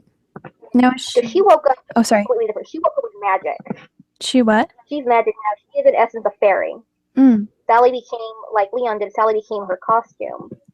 She became a fairy. And she grants wishes. That's pretty cool. And her thing is, like I said with Leon, Leon and Jack kill people so as to prevent others from experiencing what they did, or simply because of what these people have done. Mm-hmm. It's a revenge and a punishment. With Sally, she, for whatever reason, in the midst of figuring out how to cope with her trauma, greatly accepted what happened to her and somehow came to the conclusion that it was meant to be regardless, and now seeks to teach other people that bad things are going to happen and you have to live with it. It's really positive for a kid. Very, very positive, and she probably doesn't even understand why she came to that conclusion, and that's something that might have potentially been because of Nagini's influence. It might have been unintentional, but that might simply be because he toyed with her spirit. So when she grants wishes to people, she specifically lines them up so that something bad will happen as a result. Huh. So if you wish for money, because this is probably a common wish, you wish for money, you're going to feel terrible because it probably means that somebody in your family is going to die a very quick and dramatic death, and that money is your inheritance from it. Right. Or if you wish for a car, you might get that car, but then you or someone you know might get hurt because of it. Maybe it was stolen. Maybe there's a problem with that car and you're inevitably going to hurt someone you care about through use of it. Mm-hmm. And her means of teaching you to cope with hardship is to grant these wishes and then have you experience something terrible. So she's kind of sly almost. She's very sly. And it kind of follows the whole, if you know anything about genies in general, you're not supposed to make wishes from a genie because there's always a catch. Mm-hmm. And she has taken that to heart. Like to the point where if you wished to end world hunger, the only reason you would end world hunger is that everyone who couldn't get enough food to eat would just abruptly die. Wow. That is essentially what would happen. You could wish to end world hunger, and that within itself would be a very good wish to make, but only if there wasn't a catch. And in that case, her catch would be, in order for no one to not be hungry, in order for nobody to know the suffering of starvation, it's going to kill them now. So all of these people who could not get enough food to eat will very abruptly and probably very painfully die. Jeez. And you can take that into a similar sense, like you could wish that every animal at the adoption agency didn't have to suffer anything anymore. How you word things is also what will influence it. If you wish for the animals in the animal shelter to not suffer anymore, she's probably going to have all of them killed. Right. Simply because, when you think about it, death is a form of relief. When you're dead, you don't suffer anymore. You don't know pain, you don't know hunger, you don't know sadness. Right. And that's just one aspect of it. It just goes to account how greedy your wish is and how big the wish is. The bigger the wish, the more drastic the catch. Mm-hmm. And that is essentially what she does. The only acceptance being that if you catch her on Halloween night, the night of her death, she actually feels a bit of remorse about what happened to her, and there is that sadness that comes with it simply because she does miss her brother, and she does miss how life used to be. Who wouldn't? She's going to let it slide, but it only happens on Halloween. So you could potentially on Halloween wish for world hunger to end, and it would happen. And it would happen. It might not happen immediately, but it would not result in the catastrophic death toll that it would otherwise. I like that idea. That's actually a pretty cool way to go with it. And that's essentially what she is and what she's dressed as. Because you got to think about it this way. You would not expect a little girl running around at night dressed up as a fairy, because she's got the fake fairy wing. Well, not fake anymore. She's got the fairy wing. She's got a little wand. She's in a dress that kind of resembles an autumn theme, and she's got some makeup on to kind of make her look more magical. And if a little girl like that abruptly runs up to you and goes, "What would your wish be?" or she asks you to make a wish, you might not make the wish thinking it'll come true. You're probably doing it just to amuse what you think is an innocent little child. Right. But all you need to do is go, "I wish," and say that wish, and that's it. And that's kind of probably where people do mess up, because they think, "Oh, what a cute kid, I better make a really sweet and sincere sounding wish so that she grows up into a good person." So what if you were to refuse her? Then that's it. She does not force you to make a wish. Oh, so she's not brutal in all the ways. She's not brutal about that at all. She's just a kid. Mm-hmm. Hold on for a moment. My grandmother is knocking on the door. Oh, yeah, sure.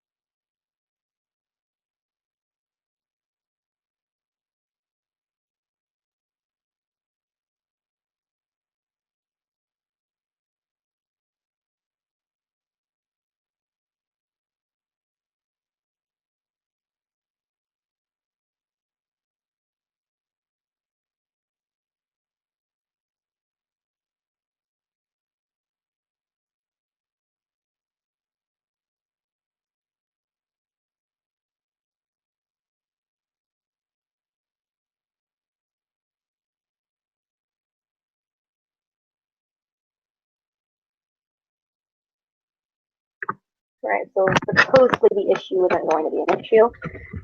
But that's just what I was saying about the interim thing. Sally developed very differently than Leon and Jack did. And that's because, true to how I view things, no two people who experience the same trauma are going to behave the same way. It also might be a case of she came back alone, while Leon and Jack had someone to share in a way, the insanity. I mean, if you're horribly murdered and you wake up the next day, like, you're not going to believe it. The animal aspects of what Leon and Jack are also play a part into it.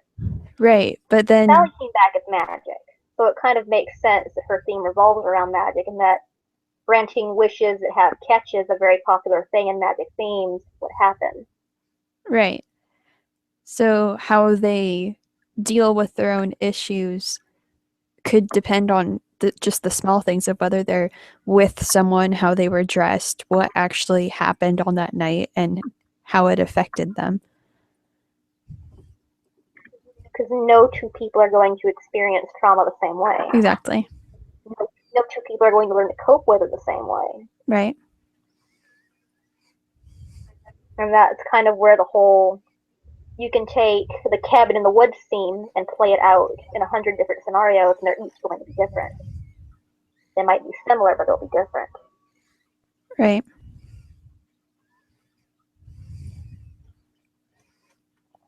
No, it's an interesting concept. I'm a little confused on how they came to be. You kind of reincarnated Nagin into from Cleopatra. It's Leviathan and Cleopatra would be considered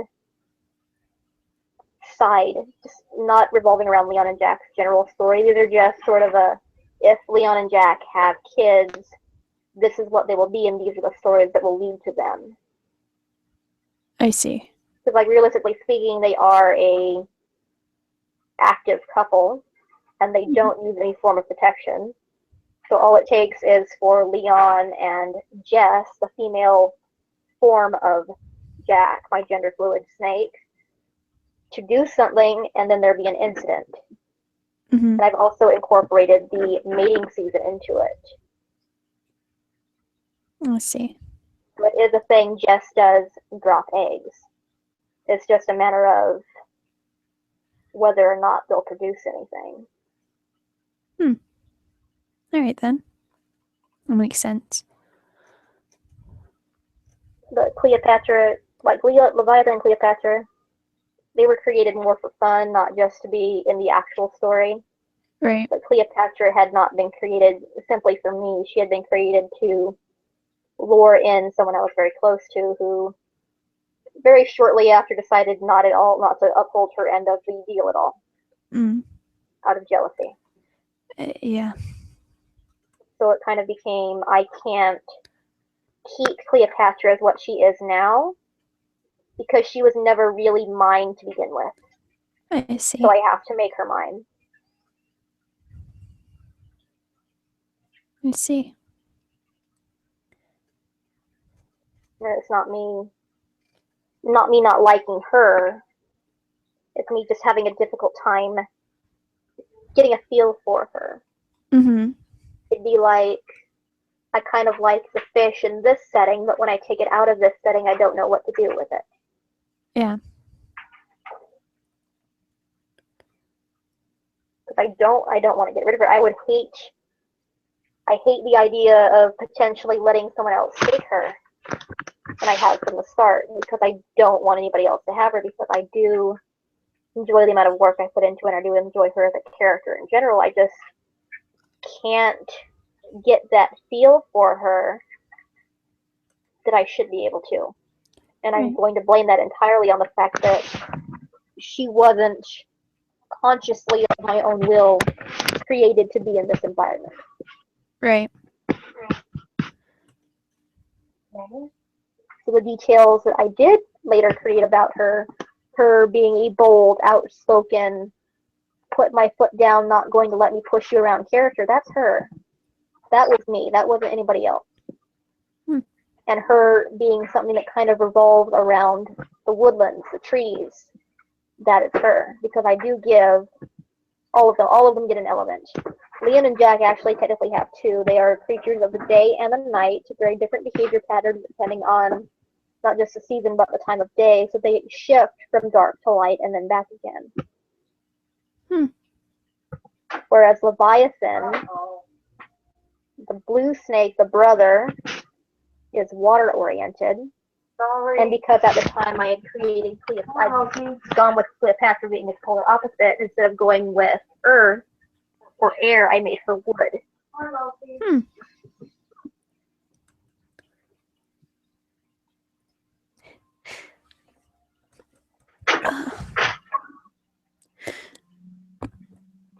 And that I think that suits her character in general very well. So I think taking her from this sort of side verse, this very distant, far, far into the future timeline of Leon and Jack, and putting her in a completely different environment might work. What made you interested in making snake-like characters? Well, for one thing, I hadn't really seen it done at the time when I was first starting to experience creepypasta. And another aspect of it being I actually really enjoy, I like snakes. I like birds, I like spiders. And nobody really seemed keen on dealing with characters like that at the time. Because I've been around snakes, I've held snakes, I have a very odd sort of fascination with them. Because I'm the person that you would hand me a snake and I would not be afraid of it biting me. I would be more focused on the feel of its scales because I enjoy them so much. I remember before. I think you're about to reference Curiosity or something, that one story I had been working on. Did you ever read that? I don't know. I know it's still up because I've had people comment on it a while ago. Curiosity would kind of be where Jack might have been hinted at, or where he was also incorporated just in a female form. Curiosity was one of those things that was supposed to be a reader insert to a point. Oh, I might have. Revolving around Ben Drowned. Was it on your Tumblr? It's not on my Tumblr, it's on my DA. On your DA. DeviantArt. And what it was is the character in that story kind of went purposely looking for Ben Drowned, and he at that point had done it so frequently that he just got to the point where he didn't give a shit. So he started talking to her, and it kind of became he enjoyed it. He liked talking to her, and they kind of became friends. And it would have eventually gone on to them having romantic feelings towards each other, even as the other creepypastas decided that she needed to die or that she needed to be harassed because of her realistic knowledge of them existing. And that character had an albino Burmese python called Mai. That python being a very close friend of hers that she was very deeply bonded with. yeah. And that in that aspect, that is my behavior with a number of animals, not just snakes. It's a very high level of trust and a very high level of calm.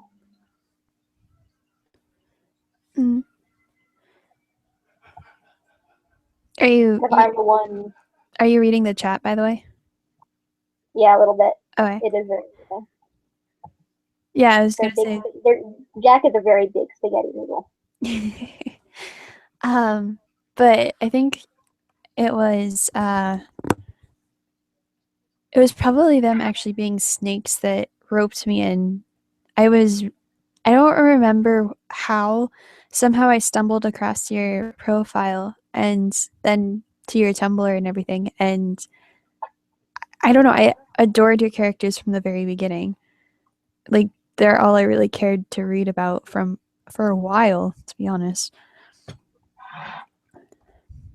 I how should I say it? They were well developed, I guess, than what I had seen during that time when I had first joined the pasta fandom. So I think it was kind of nice to see that someone had worked so hard on their characters. That makes me really happy for some reason. Not a lot of people actually comment on Leon or Jack. Really? Outside of, like, very close personal friends. I occasionally get things on Tumblr about it, but at this point I'm kind of convinced that if it's not a bunch of people humping each other in an erotic setting, then they're not really all that interested. No, I've always liked them. Of course, I didn't have a Tumblr until recently, and I still don't really use it, so I didn't comment or anything, but I always liked them. But yeah, snakes are a fascination of mine. I could have also gone with something more related to spiders or just anything in general. And it's also partially because like I said, Leon, Jack, and Sally, to a point, came from a completely different storyline that was not at all related to creepypasta. It was just one long, horrific, tragic story that was supposed to make you feel emotional pain. It was supposed to make you feel sick to your stomach because I was in such a state of mind that I wanted other people to kind of grasp at how I was feeling. Right. Because that original story, it had mentions of necrophilia, murder, and it was essentially, he did have to watch his sister die. They were a lot closer in age, but he had to watch his sister die. Mm-hmm. And it was a sort of sense of he could have, potentially, had he gotten there sooner, saved her. Yeah. Because she did not die from wounds. She was severely dehydrated, trapped in an area that had been filled with smoke and toxic gases and heat, to the point that her skin had burned just from the inside temperature. If Wow. he had gotten there early enough, he probably could have saved her and a couple other people from his family. Hmm. And this entire basis of it was them being treated poorly based off of them being considered monsters because they're creatures that were part animal. Hmm. And they entirely came from a dream that I had sort of having on a semi-repetitive basis while in the midst of that depressed mindset. We'll see. So I kept them snake-related because they had been snake-like in my dream. That also might have been partially because, from my perspective, snakes have a very bad reputation, but nobody really knows anything about them. Right. Because not all, like most snakes, probably like 99.9% of the snakes you could encounter on a daily basis can't really do anything to you. Yeah. A lot of snake species are not venomous, or the ones that are venomous aren't venomous enough to hurt people. It's a handful that are overly toxic and can kill people that give them all a bad reputation. Same thing with spiders. Yeah. Because I like spiders. I like creepy crawlies in general. I can't say I'm a big fan of spiders, but I like snakes. I like snakes. I like spiders. Even if you find it disgusting, I find cockroaches cute to a point. Not the point where I'd let them run around in my house, but I wouldn't mind keeping a few of them as pets. Just in a very controlled environment to prevent a issue. Yeah. But it's again my odd kind of infatuation, love of them. Yeah, I understand that. Shiny needle. Huh? Jack is a very shiny needle. Reference in the chat, because come on, you gotta think about it. If you were a Pokemon, he'd be a shiny. You'd get him out of that Pokeball, and then just comes the glitter effect, where you know he's fabulous.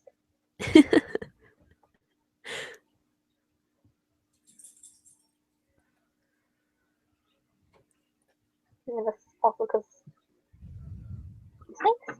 Because I like snakes, and because of where they came from, and just in general, I thought that it would be a very interesting concept. And based off of what little feedback I've gotten on them, it's worked. Mm-hmm. And it makes it and it probably makes it a lot easier for people to enjoy it because you don't see it so frequently. Yeah. Like I imagine that if someone were to abruptly make a creepypasta that's centered around, let's say, spiders or possibly bats. I haven't seen anything bat related as of late.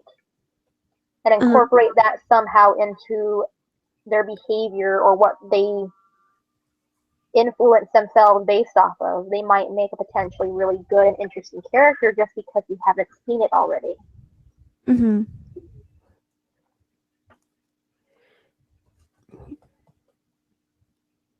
I don't know. I suppose it, in the end, depends on what you're really interested in, like, and what you think you can pull off and what you can't. I mean, I think you my did. thing, if you haven't guessed, is animals and fantasy. Yeah, But I try and make a realistic fantasy, or at least semi-realistic. right. And that it also depends on whether you want to go all out fantasy or keep it realistic enough to be a pasta, you know? Yeah. Could it potentially happen in real life? And for those of us who actually do believe in magic and do believe in curses and do believe in all of these things, I do believe that Leon is, to a fault, something that could exist in real life. Especially if, seeing as I believe that there are these creatures out there who might influence the behavior of the very world. I don't believe in a written God per se, but I've seen enough about evolution and where things supposedly all started from to think that something out there must have caused a train of events. Something alive. Hmm.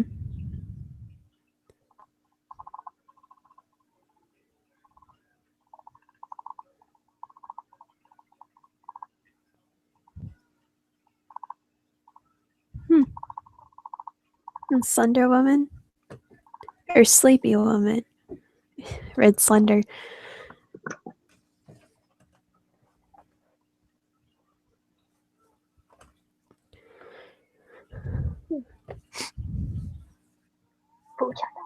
Huh? I said Fuchinari in a very quiet and dramatic voice. That scared me. I do that a lot too. I like do things randomly at work that to a point freak people out. So it just catches them off guard. Samantha. Samantha. Someone you know? Yeah. Someone I know due to certain relationship status, if you catch my drift. Hi, guys. There she is. I saw you pop by earlier, but I guess you had to kind of take off. I told you I was working tonight. Oh, yeah. Oh, God, I thought you were, yeah, you did tell me you were working. You told me you were getting out early and that you were going to be spending time with the little munchkin. Yeah, that's kind of what I do on my days off. Because kids are fun. They can be handfuls, but they can also be lots and lots of fun. Considering now I can actually have them. Yes. We can all be happy about that. And I'm very serious to the point where I say we should both at least try to have one. I'd probably stop after one just based off of hereditary things that might happen if I have multiple. Now they said I should be able to have more after the first one. The first one's going to be the hardest. Well, it usually is regardless. Yeah, but now, I still have like 20% of it can't stretch, so even then the kid might be a little cramped. Well, it might be a little cramped. It also probably means you'll have to have premature to a point C-sections, which really isn't all that bad. Now, they said hopefully the kid will knock the rest of the scarring loose. I'm going to kick it off in his fits of rage as we play loud music. Ew. Internal dubstep. I heard that bit you were talking about Jeff the Killer and how the story's more scary, how it's supposed to be more scary than the character, and oh my gosh, I could not agree more. Because it's supposed to be a level of where you can relate to it and all of that. You'll probably go by here later and watch the entire video and see if the idiot. Or at least see me be an idiot. Everybody else is great. Ah, Jesus, the phone. That's Annie. I don't care who it is. They're licking my butt. Go. Okay, did I just hear you say that something was licking your butt? Yes, they let the dogs in. Oh, okay, that makes more sense. I was hoping that it was an animal and not a person. No. That's totally what the kids do. Go later. Go later. That's one of the kids. I hope so. Otherwise, we're just very good at changing their voice. Now their mom teaches them how to control animals early. Which is a good thing. That's probably why I was never bit by that rattlesnake. Oh, you're pretty. Pretty. They're very pretty. You yet. They're very pretty, but you probably Looking back on it now, it was very stupid of me to pick up that snake the way I did. Because I literally could not have given a fuck about what it was. I just wanted to hold it. And I didn't get bit. No, they I actually work as a nanny for mastiff breeders, so Big puppies. oftentimes I not only have to take care of 2 little munchkins running around, I have to take care of their horse-sized dogs. Narnia! Basically, I told you about that story about how they went hiking and she twisted her ankle with her 2-year-old and had to get on the back of the dog and ride it through the woods to get some help. Big puppy. Big puppy. Very big puppers. Malamutes are big too. Yeah, but these guys are sweet as sugar, even though they drool everywhere. Probably looks like someone peed on the couch after they drool all over it. Yep. These are the dogs that are so big they can sit their butt on the couch and still stand up with their front feet.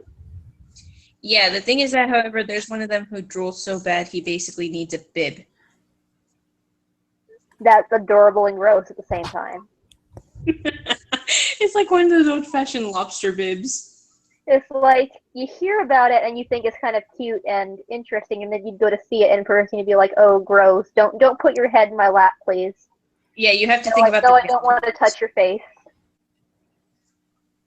You have to realize these are animals and they poop and pee and drool and all this fun stuff. Shoot, their poop is probably bigger than me. You know what? I'm not even going to fight you on that one. I've had to clean it up before. Go. What's the pretty one's name again, Lily? Annie. Annie? Yes. Long name or short name? Annie. Annie's just your name? Where's Rosalie? I was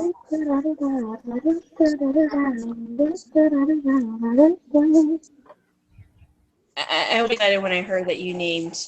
Oh, guys, this is Lily, who's with me. One of the kids I babysit, one of the more mature ones. Yes, I got 2 phones now. Okay, calm down there, sweetheart. But she feels special. No. She says, yes, I have 2 phones now. And she puts up her hand and just moves her head side to side like she's got some attitude. Hey, get off of me, you drooly little thing. Vader, go. Go, Vader. Dogs have no boundary issues. They pretty much don't. They're like kids. They're like Tarzan. Yeet. Okay, he got away. No one laughed, so I must have made a really stupid joke there. I just got these pants, doggies. They're secondhand, but I just got them. Well, they're going to need to be put through the wash in like 5 minutes. Yeah, but they're black. You know how fast black fades. Yeah. I look good luck. I'm wearing pajamas now, though. Which is odd for me. I never wear pajamas. I muted myself earlier so I wouldn't hijack your stream with my kids. That makes some sense. We scared you away with our conversation. No, actually, we were listening pretty intently, right, Lily? Yes. Lily actually knows a few creepypastas from what I've told her. I don't shield her from everything, but luckily she understands it to a point where she knows it's not exactly reality, right, babe? Yes. It's not reality, and it's not intended to be kid-friendly. Yes, but she understands that it can't hurt her. Lily, why don't you go ahead and tell them your age? I'm 8. She's incredibly mature. She's incredibly gifted. She can tell what's real. She can tell what's not, and she can appreciate something for what it is, which is why she's one of my favorites. We're hugging right now. For the other kids, you're gonna make them jealous.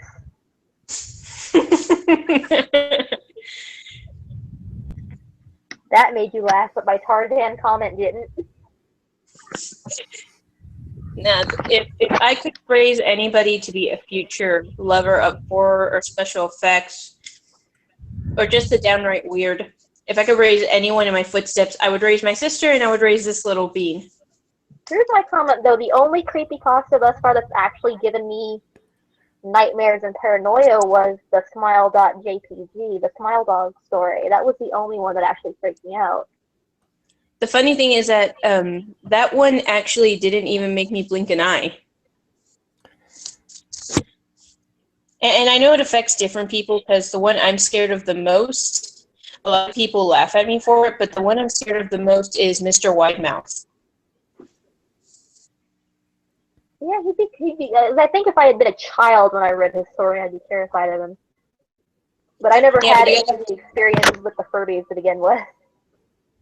Yeah, but you also got to think about, like, I guess I was scared of him from a child lover's perspective, because if that thing was in a house with a kid that I cared about, and to be honest, I volunteered at daycare, I babysit, I have all these siblings.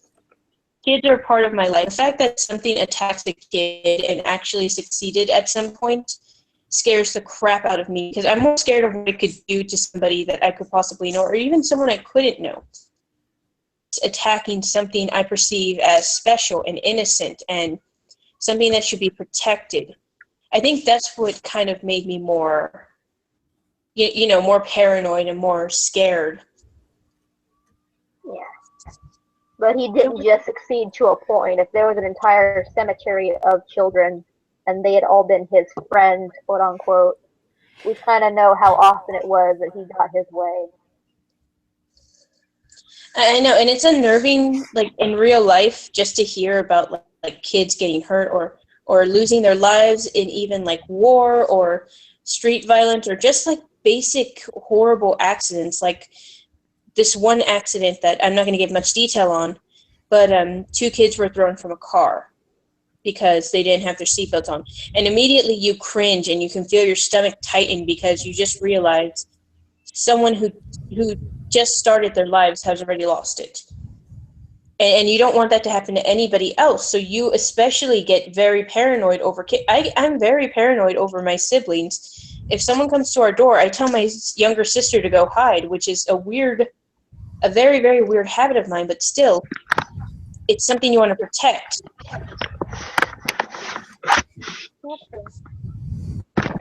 Heck, even with Lily at my house or in her house, if someone comes to the door, I always tell her to go to the back of the house where she can be safer. It's a habit. I'm sure you remember I do that all the time, Lily, right? And I always tend to put their safety before my own. So the fact that you read something about a creature that attacks children that, to be honest, I'm assuming most parents would put before themselves, it's very unnerving. And as much as Widemouth is creepy looking, it's more his intentions that make me. I don't care. I don't care how he looks. It's his intentions and basically his goal to hurt a kid, and that unnerves me and makes me very anxious every time I hear him, every time I see his story. Heck, just scrolling down the Creepypasta app, you see his name, you immediately think, like, that's it. That's the little hell spawn that I want to die.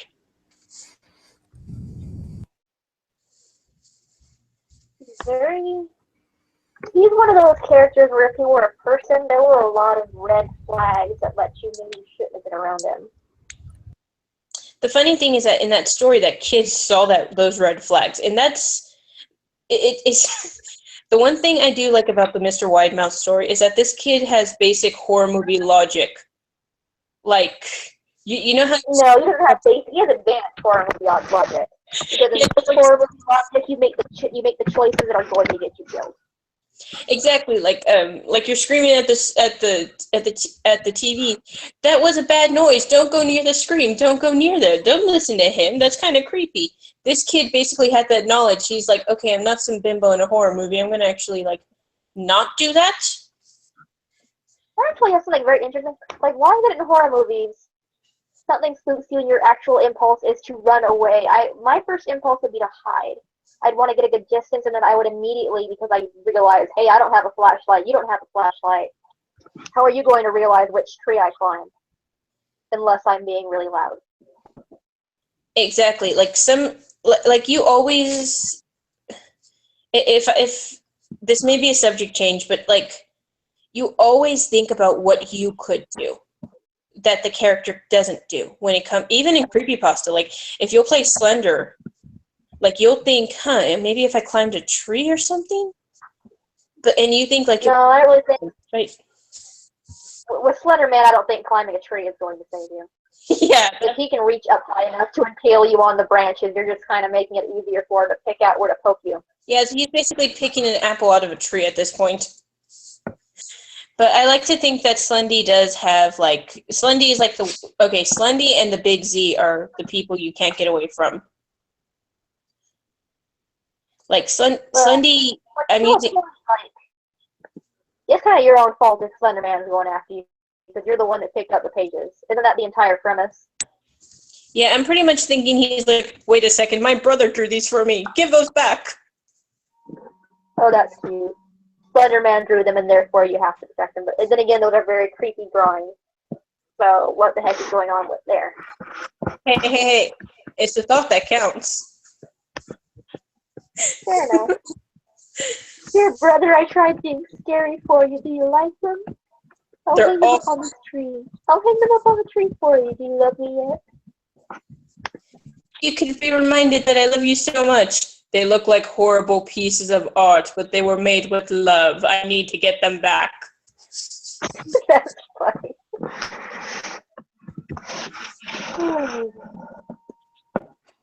But the concept of that in general is, I think if Slender Man's going after you, you did something pretty stupid and kind of fucked yourself over on that one. Hey, children in the room. Oh, sorry. You have no filter. I don't. I was raised in a household with no filter, so I rarely have a filter. No. When you have a Mexican... like a sailor at work. Oh, dear sweetheart. When you have a Mexican mother who has a chancla and a belt, and she can basically silence you just by looking at you from the side of her eye, you have known true fear and true... Basically, you're more obedient than a soldier at this point. Well, my mother was pretty scary, too. She'd use more than just a belt. She'd use a fly swatter. She'd use a shoe. At one point, she legitimately used a whip. It was just not a fun experience growing up in that household to begin with. Yeah, I think you know why my mom's... I told you why my mom stopped corporal punishment. It's a messed up reason, but you know the reason. Yeah, right. And it's like, the only thing I can really say that I know my mother is very guilty about, because it has not been her intention to do so, was when she hit me in the eye with the belt. Because I still have, they're not very massive eye issues yet, but I do have some eye issues relating to that damage. Because she hit me so hard with that belt that my eye swelled closed and I could not open it for about 2 weeks.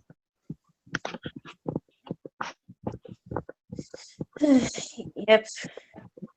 Literally, that belt didn't have anything on it that should have cut my cheek, but the force of it hitting my face had sucked areas of my skin into the little belt spots where you buckle it in, that little hole.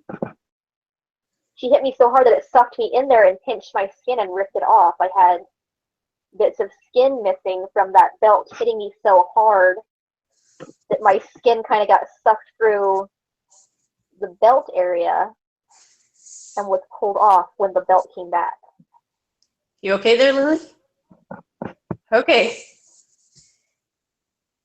Did I get too descriptive? A little bit. Sorry. Our youngest creepypasta streamer here is making some faces. I'm sorry. It doesn't help that I can't see the kid. If I could see the kid, I'd probably be better at censoring myself. No offense, babe, but I probably wouldn't show her face on this.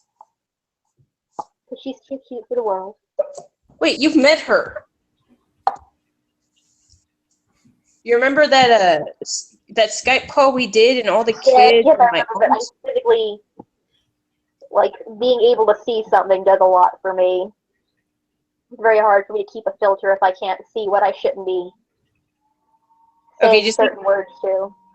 Okay, just think of a very alive, very happy Sally. That's what you're seeing. Oh, gosh. You could be Sally next Halloween. I'm not going to tell you the Make story. sure you put her in an autumn-themed dress if you're doing my Sally. But I doubt it.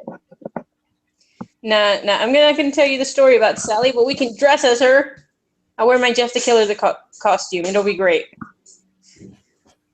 Yay. That's actually another thing I'm surprised I haven't gotten anything about is the fact Yay. that for whatever reason I have a Sally that is very identical to somebody else's Sally, and nobody has tried to come at me to tell me that I stole her.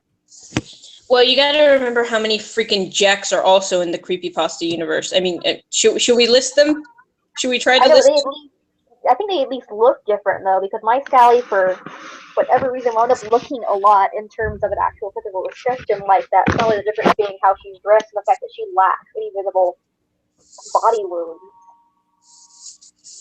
But as far as I know, they both have the brown hair and the specific eye color. And I think I might have initially had them at the same age until I found out who that Sally was.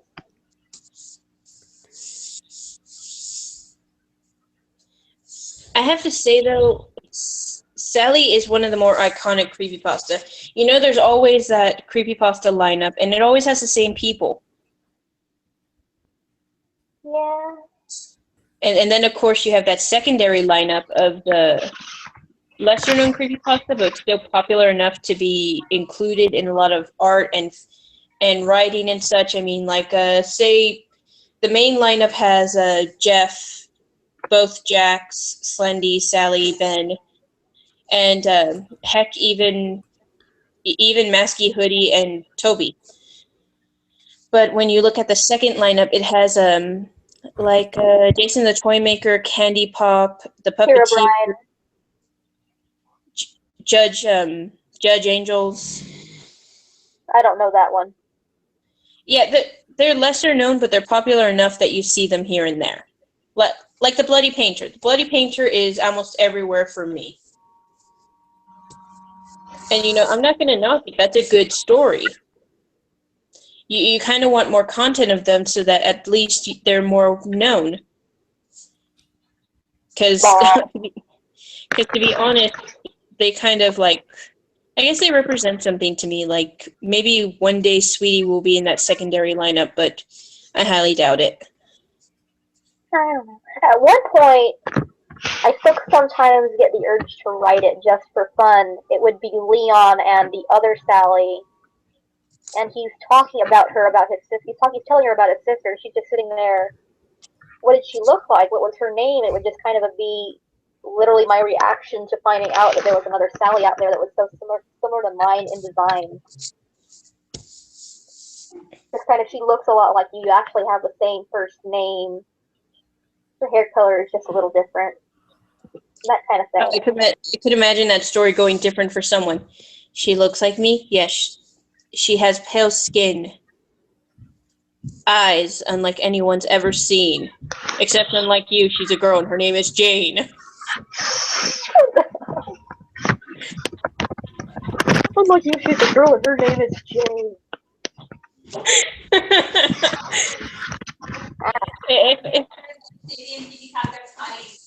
That story within itself was very amusing. That story within itself, I like the Jeff and Jane the Killer story better than the actual Jeff the Killer origin story. Just because it kind of gave Jeff a more realistic and relatable aspect, it also kind of showed that he had some morals, even if it was a very sort of non-acceptable story in terms of the fandom. Because in that story, it kind of proved that he wouldn't kill a kid. He wouldn't kill a baby.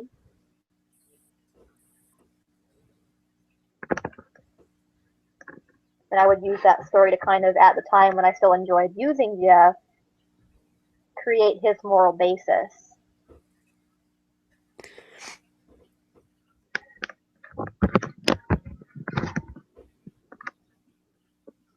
And then it got quiet as everybody hates it. Sorry, we're talking to the parents real quick. We'll be right back. Okay. I might close the stream though. Okay, it's no problem. Yeah, it's all right. So,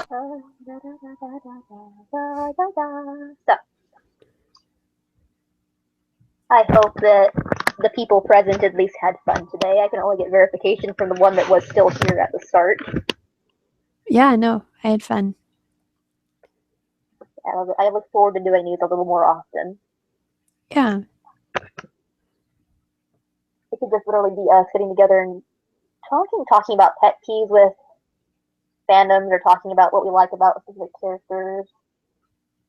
Yeah. I kind of want Halloween, probably not through this, but I would love to watch Pumpkinhead with you guys. Yeah. I'll probably be up or be available for that. Because, like, Pumpkinhead was the first horror movie that I saw as a child. Oh, really? You poor It's thing. scary as it was. It's not the first horror movie I ever saw, but it's the first one I saw at that age that kind of had me infatuated with it. Let's see. Because I'm not. Jeez, I might be a big thing in some aspects of the creepypasta fandom, but I am not big on horror movies at all. Same. Pumpkinhead was a gore. It was a gory to a point, but it was also very one of those ones that made you think, and those are the ones I like. I like the ones that mess with your head a little bit. Yeah. I like the ones with their own mythos. To be honest, my favorite scary movie will always be Sinister because of the mythos of the ghoul. There was a newer one that came out. It was a leprechaun themed movie, and it was a horror movie. I actually liked it. Was it called But Leprechaun? Yeah, it was called Leprechaun. Oh god, I remember that movie. That scared the hell out of me. I couldn't even go by lawn gnomes for about a week. I would want to make sure you watch the same one because there's more than one movie with the name Leprechaun. Oh, no. There's an entire franchise of this. He even goes to freaking space. This is a different movie that I'm thinking of, love. Oh, The okay. Leprechaun, there's a series, and then there was a newer one that came out a couple years ago, and it doesn't have this little garden gnome looking leprechaun. It has a very monstrous looking leprechaun. The entire basis of the story is she finds the burial site of the leprechaun, Clover, and winds up with a curse on her. And the leprechaun is released, and it starts killing people. And it wants to take her as its bride? Huh? It wants to take her as its bride? No, it just wants to kill her. The whole story of this was that town had a major gold rush to it a long time ago because a leprechaun was brought there. But they over-abused its luck ability, and the gold ran dry. So the leprechaun went feral and had to be buried so as to prevent it from killing everyone, because the leprechaun eats gold and all of this stuff. There's a whole legend about it. And she finds the red clover, which marks the burial site of the leprechaun and also signifies a curse of death should you pick it. And what happens is when she picks it, it burns her hand and leaves this clover-shaped imprint. And each day, because it represents 4 days, the blisters will pop and bleed, and she's in so much pain, and it's going around killing people because it wants the gold that they have. Like, a guy goes out with a golden trophy because he's heard about it being back, and he wants to lure it out because he's fascinated by it. And it kills him to take the trophy and eat it. And then another guy, it finds him, he has a golden tooth, and the leprechaun wants it.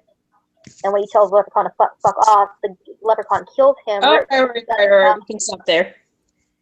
I think I get the gist of this movie. I'm sorry. I keep forgetting about the child. I'm very terrible about that. Oh no, she's in the bathroom right now. This is for my benefit. I'm sorry. Oh, they're getting way too into detail. That's like my bad thing as a somewhat experienced writer. You have no filter. At this point, we just gotta rope you back into the subject. Christ. Okay. Anybody else have any first horror movies? Oh, The Conjuring. Really? Mm-hmm. You know, it's not a bad movie. It's pretty good. I like I said, I like the stories with their own story. Something that's not been used over and over and over again. Paranormal Activity and over again. Yeah. And I really did like one of the lines that was really cool was and we're going back to like baby killing at this point, but when apparently one of the moms asks, why would you kill your own child, and the other woman replies, that's the ultimate spit in the face of God. Because I totally understood that. As horrible as it was, it was totally understandable. And you gotta like movies that just kind of like Deary said, that make you think and kind of like make you wonder, Yeah. that give you a spark of ideas. And The Conjuring is definitely one of the better ones. Mm-hmm. No, I liked it. I haven't seen the first one. I saw the second one. But it was probably one of the better movies I've seen. I'm not too big on like slashers and overly gory, bloody stuff. So I'm more of a paranormal horror person. But I'm kind of willing. I'm willing to try like Pumpkinhead for Halloween and stuff. If you ever want to see like an artsy, it's a little on the artsy side, but it's another one of my new favorites. It's I hate to say this, but it was actually recommended Snuff Bomb on one of his streams, Mm-hmm. and it's a movie called The Babadook. It's a very interesting movie because this woman is slowly book on their doorstep, and they start reading it. The single woman with her husband, with her son. I'm sorry, I'm getting my words mixed up. That tends to happen. I apologize. No, you're all right. You should have seen me earlier. Well, anyway, this woman, when the day she gave birth to her son, she got in a car accident and her husband died. And her husband's death day was her son's birthday. Ooh. And her son's very hyperactive. I believe ADHD. He's also a little on the violent side. Why don't you go get in your jam, sweetie? And he's kind of like, okay, this is gonna be weird.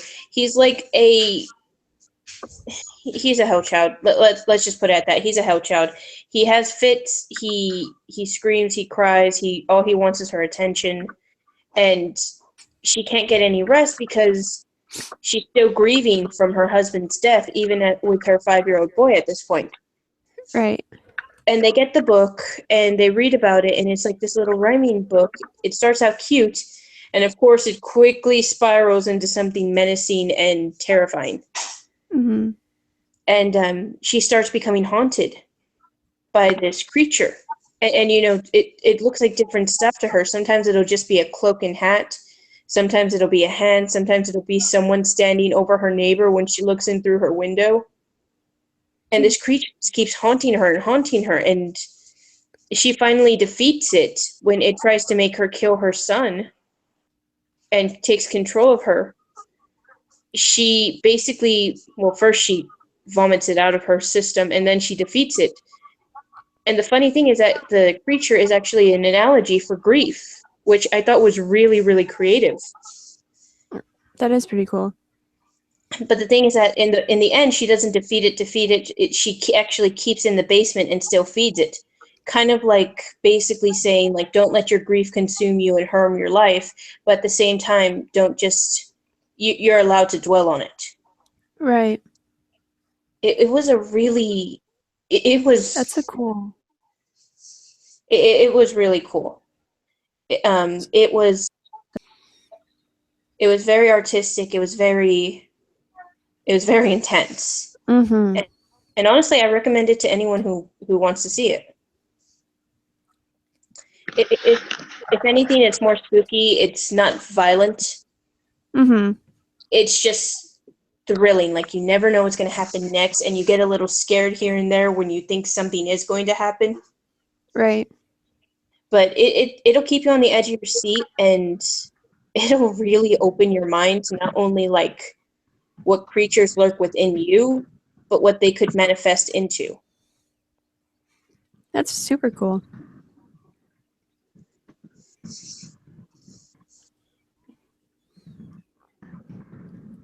Dear, are you still with us?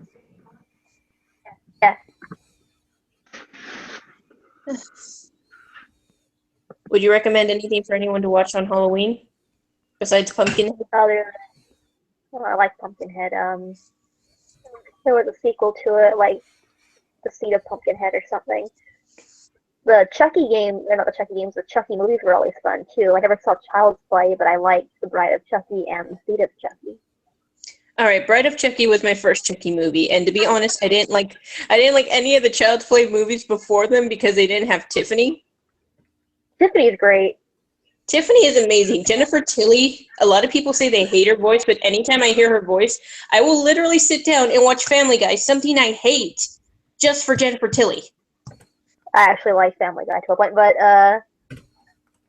like the first time I saw Bride of Chucky, I kind of had a big what the hell moment when I saw the doll sex scene. It made me laugh so much. I was like, why is this a thing? And why do I like it? You know what's funny though? Nobody can ever do anything else like Chucky. Like, I tried to watch Annabelle, and I was just like, eh. Annabelle's a real story, though. I know, Yeah, the movie is just so... The movie's so bad. I mean, it's beautiful when I say this, but the baby is the best actor in that movie. The baby's probably being honest. She's crying because she's in the movie, not because of the doll.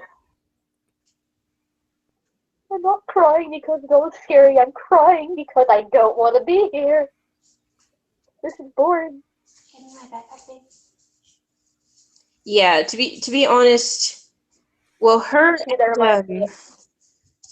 what was her name? She's a big name actress. I see her on Lifetime all the time, but she was she and the baby were the only good actors in that movie, and when she died, I'm like, well, there you go. The baby's the only good actor in this movie from here on in. To be honest, I was really disappointed with Annabelle. I was, if anything, I hate to say it, but I was bored. I was taken as a birthday gift, and I was just so disappointed. I was just bored. I mean, it's not like I haven't been tricked that much since I tried to see Transformers 4.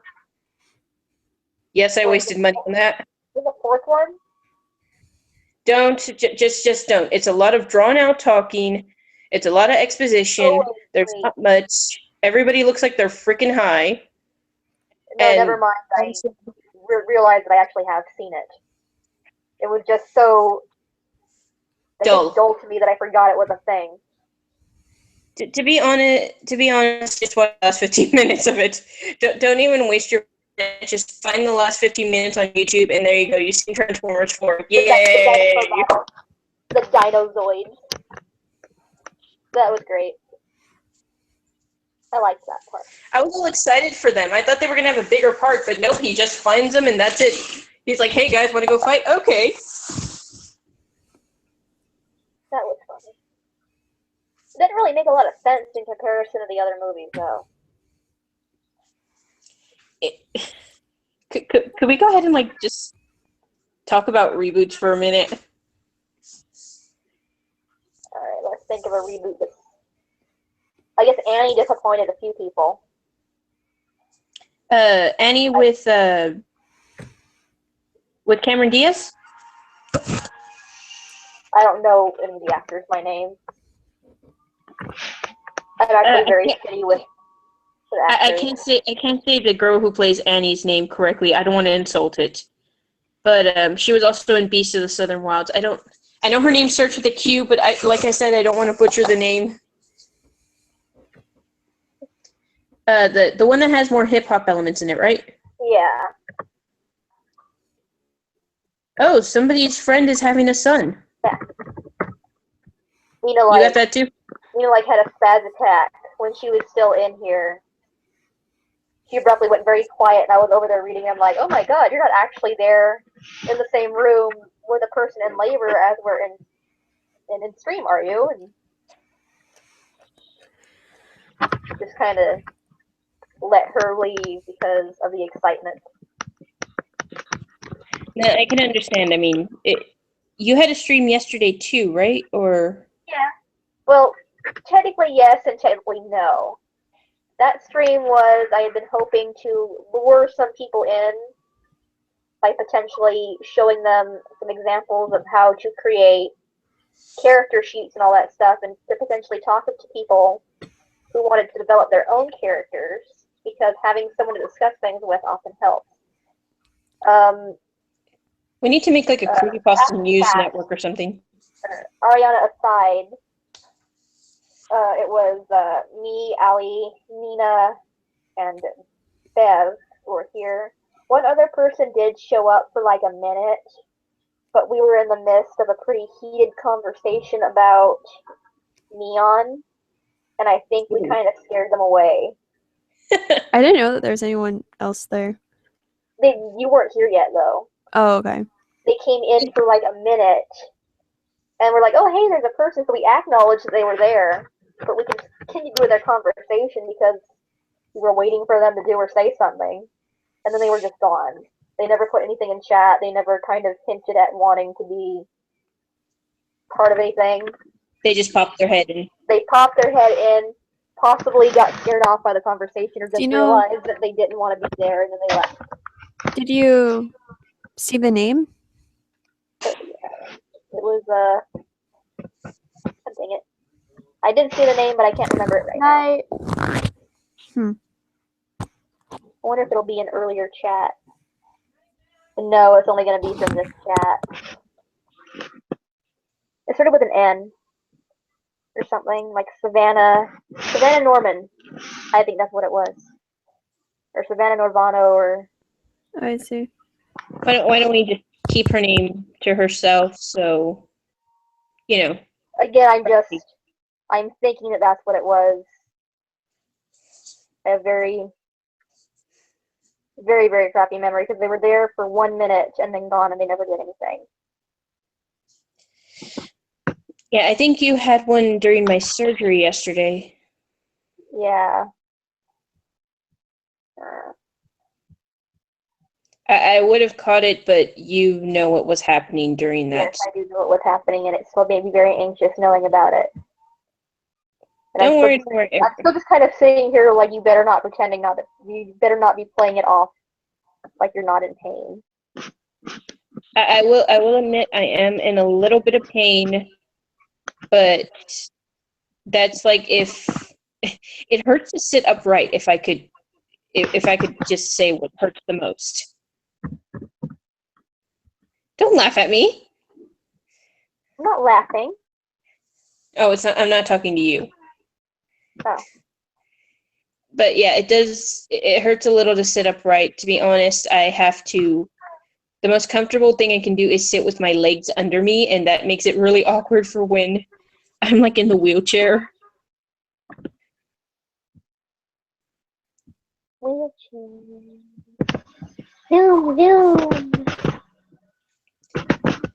Literally the weirdest thing to ever happen to me. And I got a joke out of it too. It's an inside joke between me, Deary, and Nina, but... Oh yeah, but you basically said you didn't feel like a virgin anymore. Yep, lost it to a 52-year-old woman named Norma. And then I said if that were how it worked, then I lost mine to a hairbrush. Okie dokie, we're getting too much into that. I don't care. But basically, I had some scarring on my uterus, and because of that, I wouldn't be able to have kids, which sucks because, well, I think you can all tell, I freaking love kids. So I decided to go through with a procedure to get that scar tissue off. However, they didn't want to cut into my abdomen because, you know, that's messy. So instead, they had to go in through another route. Oh God, yes, they did. I was asleep for most of it. Thank God. I'd hope so. Dear God. I know. I saw the instrument, and that was pretty much my anesthetic right there. I just fainted from that. I probably would too. I'm still terrified of the idea of going to a gynecologist and getting that exam. Just like that's part of why I'm so glad that I've never been involved with a person in that way. Because as long as you haven't been sexually active, according to the doctors, you don't have to get a pelvic exam like that until you turn 25. Now, well, I had to go early on because, like I said, I got some scar tissue there, and they had to take me there to make sure that everything was okay, that I hadn't been ruptured. And it sucks when you're 13 years old. You haven't even thought about having kids at this point, but you're 13 years old, and the doctor says, "I'm sorry, you can't have kids." And you have to carry that kind of baggage with you forever. And even in relationships, you're wondering, like, should I tell this person I can't have kids? Especially if you're like, when I was dating, okay, I'm trying to say this. When I would date men and I thought I was going somewhere, I was always nervous because I'm like, I'm not going to be able to have this guy's kid. And I don't want to lie to him as much as I am. And despite all those relationships not happening, and now I'm in a perfectly stable and, to be honest, probably the best relationship I've ever been in, with a girl, well, with two girls. I just feel a lot better knowing that even if it doesn't happen naturally, I can still have a kid. And for some reason, it feels like a huge weight has been lifted off my shoulders, and I just feel like I have a part of me that was ripped away from me back, if that makes any sense to anyone.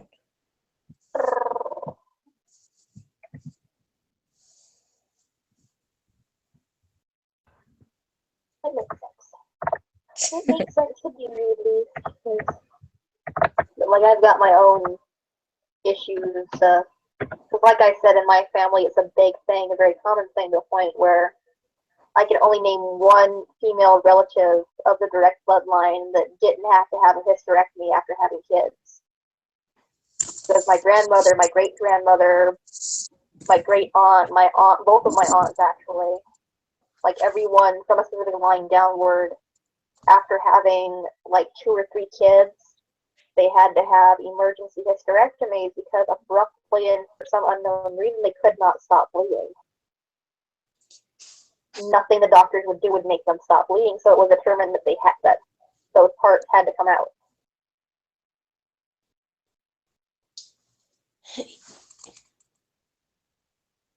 Like from what I know, my great aunt nearly died in the midst of having my cousin.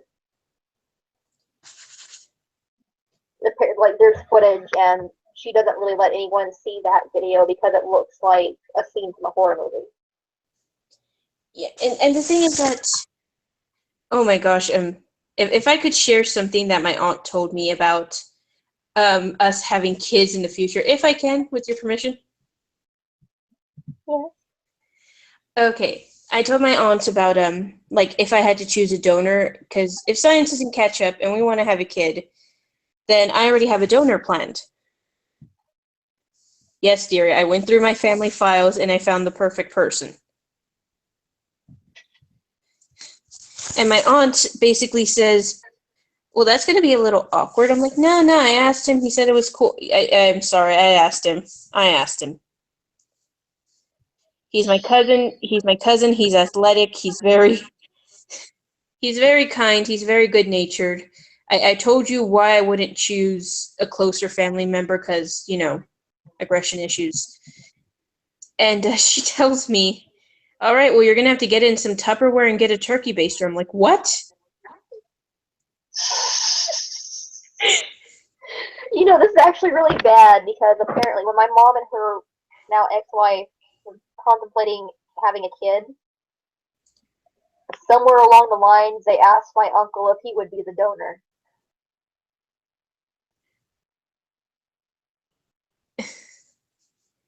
Now, it got very quiet. No. Josh understands my situation, and me and Josh have been like, oh my god, I'm not supposed to say his name. Darn it. Anyway, me and my cousin, whose name you did not hear. It's it's unfortunately going to be public. Gosh darn it.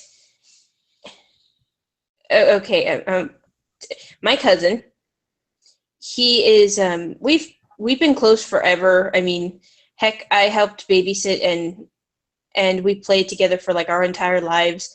We've always been close. I mean, heck, he's the only person who geeked out over Ben 10 with me. Do not judge me. And I trust him more than anybody else. And I told my aunt this. She's like, well, it costs She's like, it costs $50,000 to correctly inseminate your girlfriend. And I'm like, holy crap. She's like, however, there are people who just, lube up a turkey baster. And I'm just like, are you serious? And she's like, well, it's cheaper than doing that. And she's like giving me all this like, all this advice. Realistically, it would be the cheaper route. Realistically, it would be the cheaper route. It would be a matter of how many times would we have to do that before we had success. I know, but could you imagine? Like, but at least that way, you're throwing thousands of dollars down the drain every time. Yes, but there is only like one health hazard. If you accidentally put an air bubble in there, it could actually rupture your uterus. So I may be like let me research the turkey basting method a little bit more. You'd probably just be better off.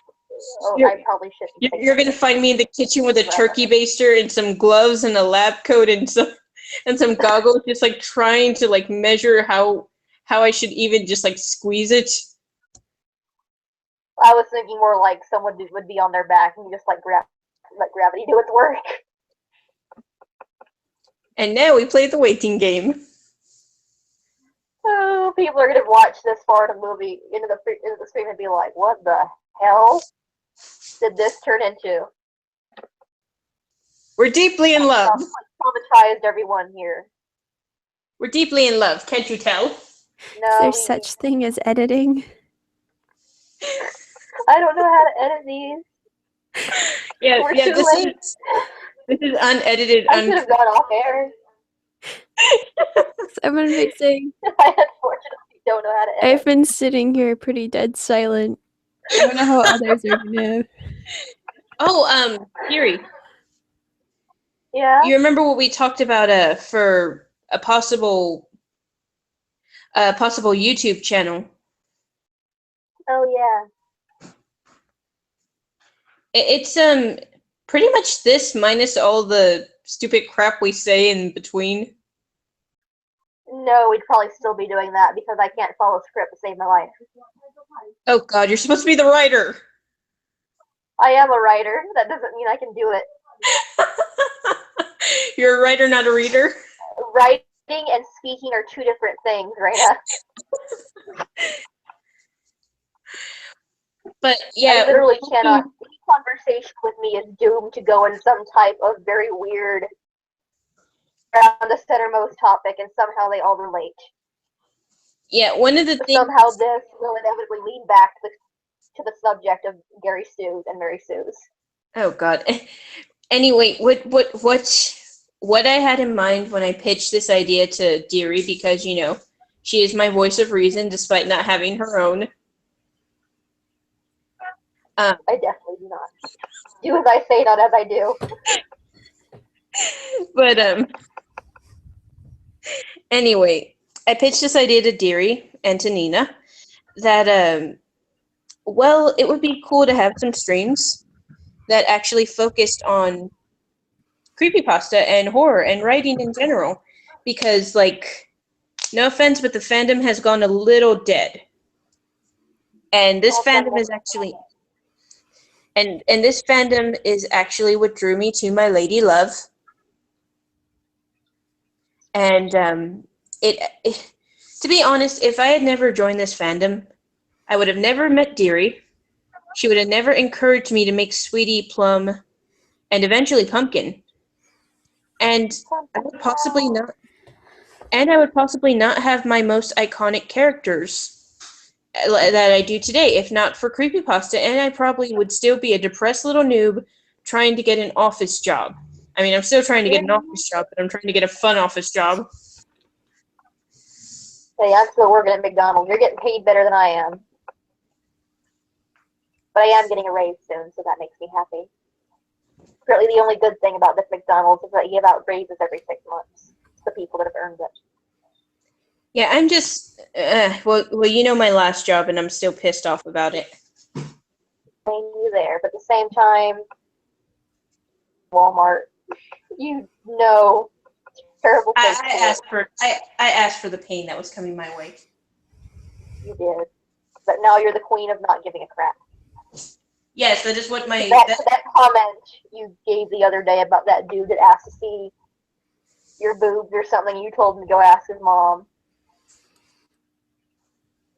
That was great. Yes, I work at a call center now, and some guy asked if he could, and a prank caller called, and he asked if he could suck my breast, and I said, I don't know, go ask your mom, and then I hung up.